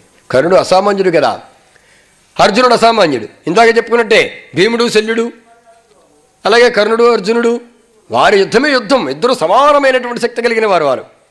దాంతో సరే పెన్ను పారన్వరమిచ్చితి అట్లు గడిమిన్ భీమాగృతుండాజిగిట్టిన పట్టంగడు నగ్గమైన ఎడ క్రీడింతెప్పుడు నెట్టైన చాలని వాడందురు నిన్ను నన్ను కుటిలాలాపంబులన్ వెర్రి చేసిన నీకైనది ఏమి ఆశ్రిత గుణశ్రేష్ఠుండు వంచునే. ఇక్కడ ఏమైందంటే ఈ యుద్ధం చాలాసేపు జరిగింది, మళ్ళీ ఎవరికి ఎటు రాలేదు, మళ్ళీ యుద్ధం పూర్తి అయిపోయింది, వెనక్కి వెళ్ళిపోయారు. అప్పుడు పాపం ఈ దుర్యోధనుడి బాధ. విషాదవర్ణ వదనుండగుచు నీ తనయుడు అంటే సంజయుడు ధృతరాష్ట్రుడితో చెప్తున్నాడుగా, నీ కొడుకు అంటే దుర్యోధనుడు ఎల్లయోధుల వెనను కుంభ సంభవన గిట్లనియే. ఇంకా యుద్ధం పూర్తవలేదు కానీ అక్కడ వరకు ధర్మరాజును పట్టుకోలా. అర్జునుడు దూరంగా వెడితే పట్టుకుంటాను అన్నాడు. అర్జునుడు దూరంగా వెళ్ళి చాలాసేపు అయింది, కొన్ని గంటల సేపు అక్కడ యుద్ధం జరిగింది. అర్జునుడు లేకుండగా ధర్మరాజు ఒంటరిగా ఉంటే సత్యజిత్తుతో యుద్ధం చేస్తూ కూర్చున్నావు, సత్యజిత్తు చచ్చాడు అయింది. వెంటనే మళ్ళీ ఇంకోటి వచ్చాడు, వాళ్ళకి యుద్ధం జరిగింది. మళ్ళీ భగవతుడు వచ్చాడు, భగవతుడికి అర్జునుడికి యుద్ధం జరిగింది. మళ్ళీ కర్ణుడు వచ్చాడు. ఇలాగే జరుగుతుంది వ్యవహారం అంతా. ధర్మరాజు ఏడి ఇంతవరకు పట్టుకోలేదే. నువ్వు నాకు వరం ఇచ్చావు. భీమాగ్రజుడు అంటే భీముడు అగ్రజుడుగా కలిగిన భీమాగ్రజుడు అంటే భీముని యొక్క అన్నగారు ధర్మరాజు. ధర్మరాజును ఏదో రకంగా పట్టుకుని నేను నీకు అప్పగిస్తాను అర్జునుడు లేకపోతే అని అన్నావు కదా. అర్జునుడిని పనిగట్టుకుని ఒక వ్యూహము పన్ని దూరంగా తీసుకువెళ్ళాం కదా, అయినా నువ్వు బంధించలేకపోయావు అంటే నిజంగా బంధించలేకపోవడమా, కావాలని నీవు పాండవ పక్షపాతివి కాబట్టి మాకు అన్యాయం చెయ్యడమా? మరి ఆశ్రిత గుణశ్రేష్ఠుండు వంచునే. గుణశ్రేష్ఠుడు ఎవడైనా ఆశ్రితులను వంచిస్తాడా? నీకు ఇదేమైనా న్యాయంగా ఉందా అంటే పాపం ద్రోణుడికి బాధ కలిగింది. అతని సాయశక్తులా అతను ప్రయత్నం చేస్తున్నాడు, శక్తి వంచన లేకుండానే ప్రయత్నం చేస్తున్నాడు. ఇక్కడ అతను ఏ విధంగానూ పాండవ పక్షపాతం చూపించడం లేదు. అయినా కానీ అదుగో నువ్వు పాండవ పక్షపాతం వల్లే అంటే అశక్తత్వం అసమర్థత వేరు, పక్షపాతం వేరు. ఇక్కడ సమర్థత లేకపోవడం వల్ల తగిన సావకాశం కుదరకపోవడం వల్ల పట్టుకోలేదు అన్నది సత్యం. దాన్ని పక్షపాతంగా వక్రీకరిస్తున్నాడు దుర్యోధనుడు. కాస్త బాధ కలిగింది. బాధ కలిగి అంటాడు, నాయనా నరుని విక్రమంబు నారాయణుని మహత్వంబును ఎరిగి ఎరిగి తగున ఇట్లు వలుక ధర్మపుత్రిపై చేయి వదలక వారు రారే పెక్కు వరసలధిపా. ఏమయ్యా, అర్జునుడి పరాక్రమం ఎలాంటిదో నీకు తెలియదా? సారథిగా ఉన్న శ్రీకృష్ణుని సామర్థ్యం ఎట్లాంటిదో నీకు తెలియదా? వారు ప్రక్కన ఉండగా ధర్మరాజుని నేనేమైనా చేయగలనా? వాళ్ళంటే వెళ్ళారు కదా అనుకుంటున్నావు, వెళ్ళినంతసేపు లేరు, ఈలోగా వచ్చేసారు వాళ్ళు. అంటే అలా వెళ్ళగానే పట్టేసే అంత తేలిక కాదు కదా ధర్మరాజుని పట్టడం కూడాను. పైగా నువ్వు కొట్టేమిటో 20 బాణాలేసి కొట్టేద్దు, నువ్వు పట్టమంటున్నావు. కొట్టడం సులువు, పట్టడం తేలి కష్టం. అందుకని సరే, ఎవ్వరినెట్లు చేసెదను ఏర్పడ చూడుము నేడు పోరికింకవ్వడి రాకయుండ తొలగింగొనిపోవగా జాలువారిని ఈవు ఎవ్వరినైనా పంపుము. ఇంకొక్కసారి అర్జునుడిని దూరంగా పంపించి ఇవ్వాడే. అలా వెళ్ళేటే వీళ్ళు వచ్చేసాడు, అలా కుదరదు. మరెవరినైనా వెళ్ళిన తర్వాత చాలాసేపటి దాకా తిరిగి రాకుండా అర్జునుడిని ఆపగలిగిన వాళ్ళని ఎవరినైనా చూడు, అర్జునుడిని దూరంగా తోలించే. అప్పుడు వాడు నా పోరు ఎట్లా ఉంటుందో చూద్దాం. ఇది ఏటికి ఉండక బుద్ధి చేసదా ఏను నవ్వుచు పలికినం ధరణినాథ అసత్యము కలగ నేర్చునే. నేనేదో నవ్వుతూ పలుకుతున్నాను అనుకుంటున్నావేమో. నేను నవ్వులాటకి అన్నా కూడా అబద్ధమాడను, నేను నవ్వులాటకన్నా కూడా ఆడిన మాట తప్పను. అలాంటిది నేను తీక్షణంగా చెప్పాను నీకు. ఆడిన మాట నేను తప్పనే, కాకపోతే అవకాశం రాకపోతే నేనేం చేస్తాను కనుక. అవకాశం రాకపోతే నేనేం చేయలేను. కనుక ఎవరినైనా అటు తీసుకువెళ్ళు, నేనేం చేస్తానంటే వ్యూహం మార్చేస్తాను. అంటే ఎంతవరకు ఏ వ్యూహం అయితే ఉందో ఈ గరుడ వ్యూహము ఆ ధర్మరాజును పట్టడానికి పనికిరాలేదు. వీళ్ళకి ఆ వ్యూహం కుదరకపోతే వ్యూహాలు మార్చేస్తుంటారు, ఎప్పటికప్పుడే వ్యూహాలు మారిపోతూ ఉంటాయి. ఈసారి నేను వ్యూహాన్ని మారుస్తాను, అప్పుడు వారు ఏం చేస్తారో చూస్తాను, నువ్వు ఎలా చేస్తావో అర్జునుడిని దూరంగా తీసుకుపో అనేటప్పటికీ సంసప్తకులు అందుకున్నారు. అందుకుని ఏముదక్క ఒరులు ఆ వివ్వత్సు భంగించి పెట్టనికింబాపి అలంప నేర్పుగలరే. అర్జునుడిని ఎదిరించాలంటే ఆ శక్తి సామర్థ్యం మాకు తప్ప లోకంలో ఇంకెవరికి ఉందండి? మాకు వదిలేయండి ఆ సంగతి. ఏదో అర్జున సంగతి మేము చూసుకుంటాం, ధర్మరాజు సంగతి మీరు చూసుకోండి అని మళ్ళీ సంసప్తకులు తయారయ్యారు.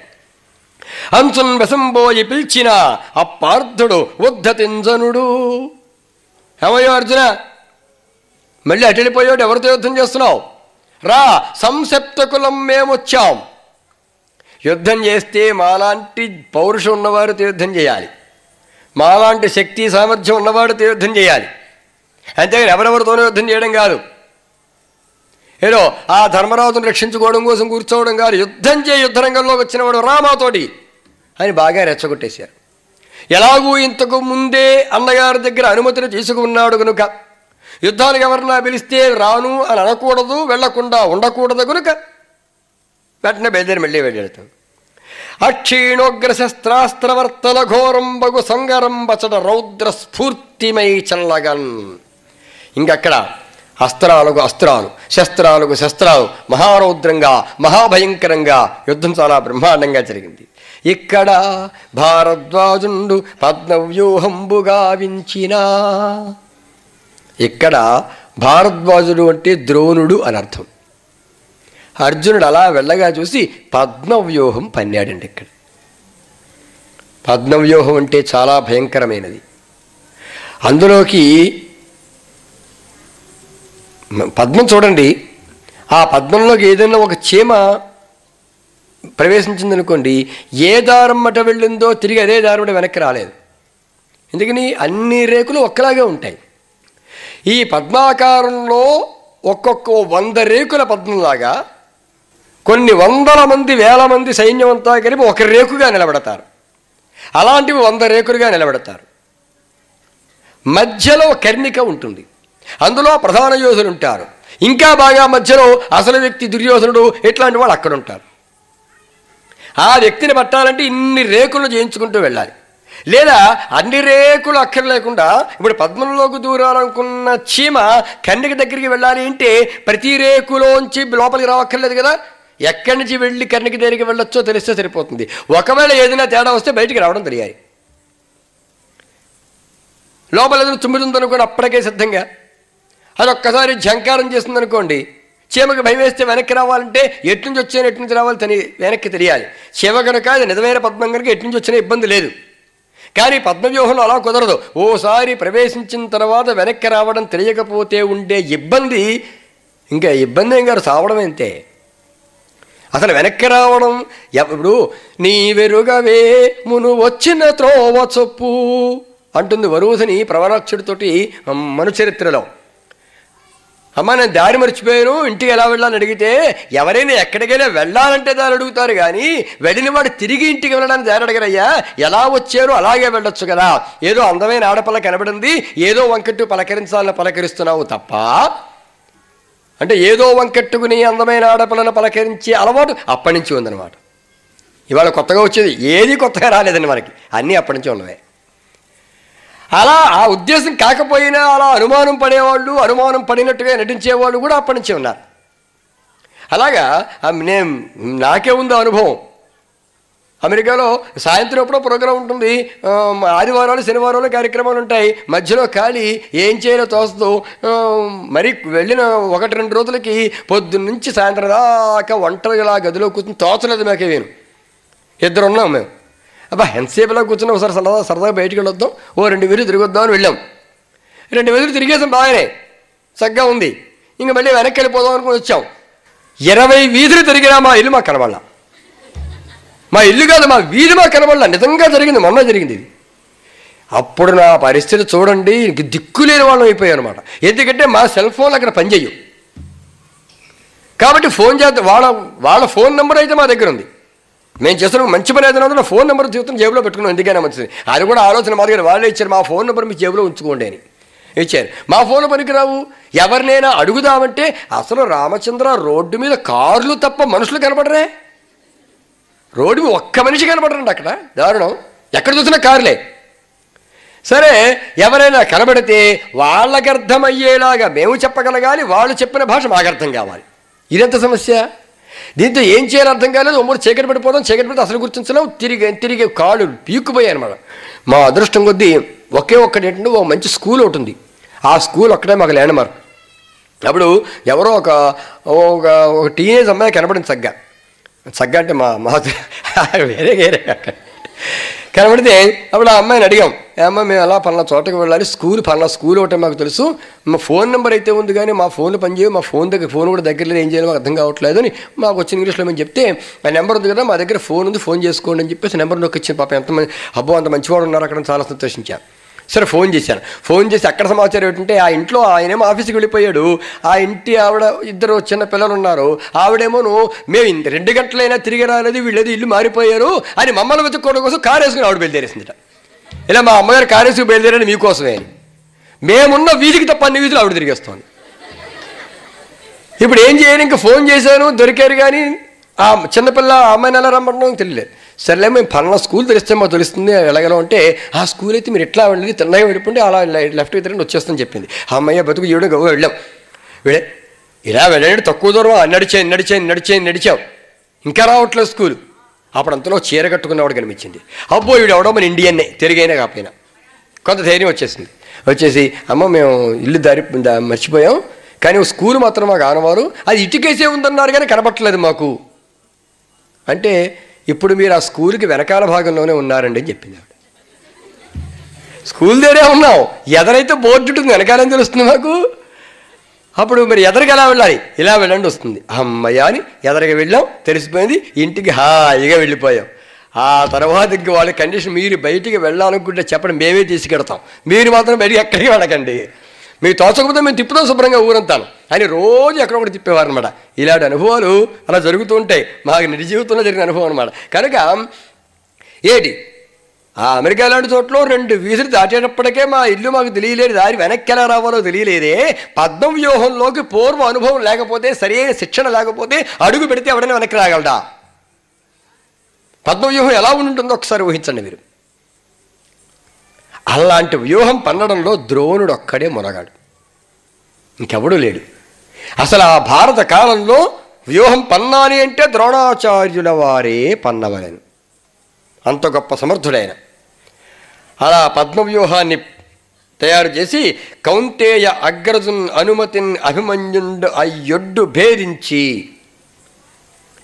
ఎప్పుడైతే అర్జునుడు దూరంగా చాలా దూరం వెళ్ళిపోయాడు, ఈసారి మాత్రం ఎప్పుడైతే అంత దూరం వెళ్ళిపోయాడో, పద్మవ్యూహం పన్నిన తరువాత ఇప్పుడు ధర్మరాజుని రక్షించడం ఎవరి వల్ల కాదు. ఇంకా ఎందుకు అంటే పద్మవ్యూహంలో ఎవరు వెళ్ళలేరు, అసలు వెళ్ళడమే తెలియదు. వెళితే వెనక్కి రావాలలా కాదు, వెళ్ళడమే తెలియదు అసలు. అది ఎప్పుడైనా లోపల శత్రువుని పట్టుకోవాలంటే ముందు పరివారం లాంటి వారు ఉంటారు, వీరిని కొట్టి కదా లోపలికి వెళ్ళాలి, లేదా వీరినంతా ముందుంటారు, వీరిని కొట్టి కదా లోపలికి వెళ్ళాలి. కనుక లోపలికే వెళ్ళలేరు. ఇప్పుడు యుద్ధం ఎట్లా చేయాలి? వీళ్ళు వెళ్ళలేకపోతే అవతల వాళ్ళు వచ్చి మీద పడిపోతారు.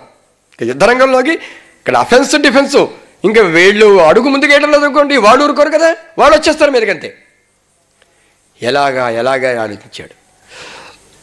ఇంకా దిక్కు వాళ్ళకి ఒక్కళ్ళే కనిపించారు. వచ్చిన చిక్కేమిటంటే ధర్మరాజుకి పద్మవ్యూహ ప్రవేశం తెలియదు, భీముడికి కూడా పద్మవ్యూహ ప్రవేశం తెలియదు, నకులుడికి తెలియదు, సహదేవుడికి తెలియదు. అదేమిటండి వాళ్ళంతంత కాలం మరి ద్రోణుడి దగ్గర బాగా నేర్చుకున్నారు కదా, చదువుకున్నారు కదా అంటే, ఎవరికి ఏది వస్తుందో అదే చెప్తారు. అందరికీ అన్నీ చెప్పడం సాధ్యం కాదు. అది పాఠాలు చెబుతున్నప్పుడు విద్యార్థులందరూ ఒకే రేంజ్లో ఉండరు. ఒక్కొక్కరు ఒక్కొక్క రంగం మీద ఎక్కువ ఆసక్తి ఉంటుంది. వాళ్ళు ఎందులో ఆసక్తి ఉందో వాళ్ళకి అది బాగా చెప్తూ ఉంటాం. మిగతా వాళ్ళకి చెప్తాం కానీ వాళ్ళు పట్టించుకోరు, సరిగా రాదు. అందులో మా సంస్కృత కళాశాలలో చదువుతున్నాడు ఇంకా బాగా తెలుస్తుంది. ఒకటి తర్కం అంటే ఇష్టం, ఒకటి వ్యాకరణం అంటే ఇష్టం, ఒకటి సాహిత్యం అంటే ఇష్టం. ఎవరికి ఏది ఇష్టం అందులో అల్లుకుపోతూ ఉంటాడు. మిగతా వస్తాయి కానీ కొద్దిగా వస్తాయి, సరైన పటిష్టత అనేది ఉండదు. అందుకని వీరందరికీ పద్మవ్యూహం గురించి తెలుసు, కానీ లోనికి ఎలా వెళ్ళాలో తెలియదు. ఇంకెవరికి తెలుసండి? అర్జునుడికి మాత్రమే తెలుసు. ఆ అర్జునుడికి వెళ్ళాడు. ఇది ద్రోణుని తెలివితేటలు. ఎందుకంటే తల్లి పుట్టిల్లు మేనమామకి తెలియదా అని. ఆ సామెత ఎప్పుడైనా విన్నారామా? మీ తరం విన్నారు లేదు మరి డౌట్ నాకు. అది తల్లి పుట్టిల్లు మేనమామకి తెలియదా అని. మా అమ్మ ఫలానా వారి ఫలానా వంశంలో పుట్టిందండి మా అమ్మ అని మేనమామకి చెప్పకూడదు. ఆవిడకి తమ్ముడో అన్నయ్యో మేనమామ అంటేను, ఆ వంశవాడే ఆయన. అదే తల్లి పుట్టిన మేనమామ చెప్పాల్సిన పని లేదు. అలాగా తన దగ్గర చదువుకున్న విద్యార్థులకు ఎవరికి ఏది వచ్చో గురువులకు తెలియకపోతే ఇంకెవరికి తెలుస్తుంది? కనుక పాండవులు ఏమంటో వారి సత్తా ఏమిటో అంతా తెలుసు అతనికి. ఒక్క అర్జునుడికి మాత్రమే పద్మవ్యూహ విభేదనము అంటే ప్రవేశము నిర్గమనము రెండూ తెలిసిన వాడు అర్జునుడు మాత్రమే. మిగిలిన వారికి కనీసం ప్రవేశం కూడా తెలియదు. కనుక ఇప్పుడు నేను ధర్మరాజును పట్టాలంటే అర్జునుడు దూరంగా వెళ్ళాడు కనుక వేరే ఏ వ్యూహం వేసినా ఉపయోగం లేదు. వీళ్ళందరూ ఆ వ్యూహాన్ని ఛేదించగలరు, పద్మవ్యూహాన్ని ఛేదించలేరు. కనుక ఇప్పుడు పద్మవ్యూహం పొందుదామనేంత దూరదృష్టితోటి బ్రహ్మాండమైనటువంటి ఆలోచన చేశాడు ఈ ద్రోణాచార్యుల వారు. అది అంతరాధిక అంటే వ్యూహం వెయ్యడం చేతనవ్వడం ఒకటే కాదు, 10 వ్యూహాలు వచ్చు, 100 వ్యూహాలు వచ్చు. ఏ సమయంలో ఏ వ్యూహం వేస్తే పని అవుతుందో తెలుసుకోవాలి. ఇప్పుడు పద్మవ్యూహం వేడేవాడు సరిగ్గా పని అవుతుంది అని సరిగ్గా ఆలోచించాడు కాబట్టి పద్మవ్యూహం వేశాడు. ఇప్పుడు ఈ పద్మవ్యూహంలోకి అర్జునుడు లేడు కనుక వెళ్ళగల శక్తి ఉన్నవాడు ఒకే ఒక్కడు అభిమన్యుడు మాత్రమే ఉన్నాడు. కానీ ఆ అభిమన్యుడికి వెళ్ళడమే తెలుసు కానీ రావడం తెలియదు. అదేంటంటే వెళ్ళడం తెలిసినప్పుడు రావడం తెలియదా అని. అంటే పద్మవ్యూహ ప్రవేశ నిర్గమనములు అనేది ఒక శాస్త్రం అనుకుందాం. ఆ శాస్త్రం 2 భాగాలుగా ఉంది. ప్రవేశ భాగం అంతా ముందు చదివేస్తారు, అక్కడ ప్రవేశకైపోయింది. ఆ తర్వాత మళ్ళీ నిర్గమన శాస్త్రం చదవాలి. ఈలోగా యుద్ధం వచ్చేసింది. ఇప్పుడు వీడికి సగం వచ్చు. ఇప్పుడు వైద్యశాస్త్రం చదువుతున్నాడు, కొంతకాలం చదివాడు, వాడికి పొట్ట కొయ్యడం వచ్చు, తర్వాత మూసి కొట్టడం రాదు. ఏంటి ఉపయోగం? రెండూ రావాలి. అందుకని ఇక్కడ ప్రవేశించడం వరకు చదువుకున్నాడు అర్జునుడు. అంటే ఏదో కడుపులో ఉండగా ఏదో ఉపదేశం చేశాడు, తర్వాత కృష్ణుడు ఇలా పట్టుకుపోయాడు మధ్యలోనూ, ఏవో సినిమాలో మనం చూపిస్తూ ఉంటారు. కానీ అభిమన్యుడు క్షుణ్ణంగా చదువుకున్నాడు. ఆ తర్వాత మరికొంతకాలాన్ని అది కూడా నేర్చుకుని ఉండుండేవాడు. ఈలోగా యుద్ధం వచ్చేసింది. వెళ్ళడం వచ్చి రావడం తెలియదు, రాదు. వీళ్ళ ఆలోచన ఏమిటి? ఈ ధర్మరాజు లాంటి వారి ఆలోచన వెళ్ళడమే మనకు తెలియడం లేదు, కానీ వెళ్ళడం అంటూ వస్తే రావడానికి ఆ వెళ్ళింతో వచ్చేయచ్చు కదా. ఈలోగా అభిమన్యుడికి ఏమాత్రము ఇబ్బంది లేకుండా, ఏం లేదయ్యా అభిమన్యు, నువ్వు కాస్త దారి మాకు లోపలికి ఎలా వెళ్ళాలి తెలియట్లా, నువ్వు దారి చూడు, మేము చెతకొట్టుకుంటూ వెళ్ళిపోతాం, అసలు ఎక్కడ మొదలెట్టాలి అని మాకు తెలియట్లేదు అని వాడు చెప్పేప్పటికీ నాకు వెళ్ళడమే తెలుసు, రావడము తెలియదు, అయినా కానీ వెడతాను అని చెప్పి అభిమన్యుడు బయలుదేరాడు. మరి ఆ పద్మవ్యూహంలోకి ప్రవేశించినటువంటి అభిమన్యుడు ఎలాగా మరి వీర విహారం చేస్తాడా? ఆ వీర విహారం చేసిన తర్వాత చివరికి మహాయోధులము అనుకునే వారంతరూ ఏ ఒక్కడూ ఏమీ చెయ్యలేక అందరూ చుట్టుముట్టి ఏ రకంగా అన్యాయం చేస్తారో ఇదంతా కూడా మనం రేపటి రోజున చూసుకుందాం. ఈ రోజుకి స్వస్తి ప్రజాభ్యః పరిపాలయంతాం న్యాయ్యేన మార్గేణ మహిం మహీషాః గోబ్రాహ్మణేభ్యః శుభమస్తు నిత్యం లోకాః సమస్తాః సుఖినో భవంతు.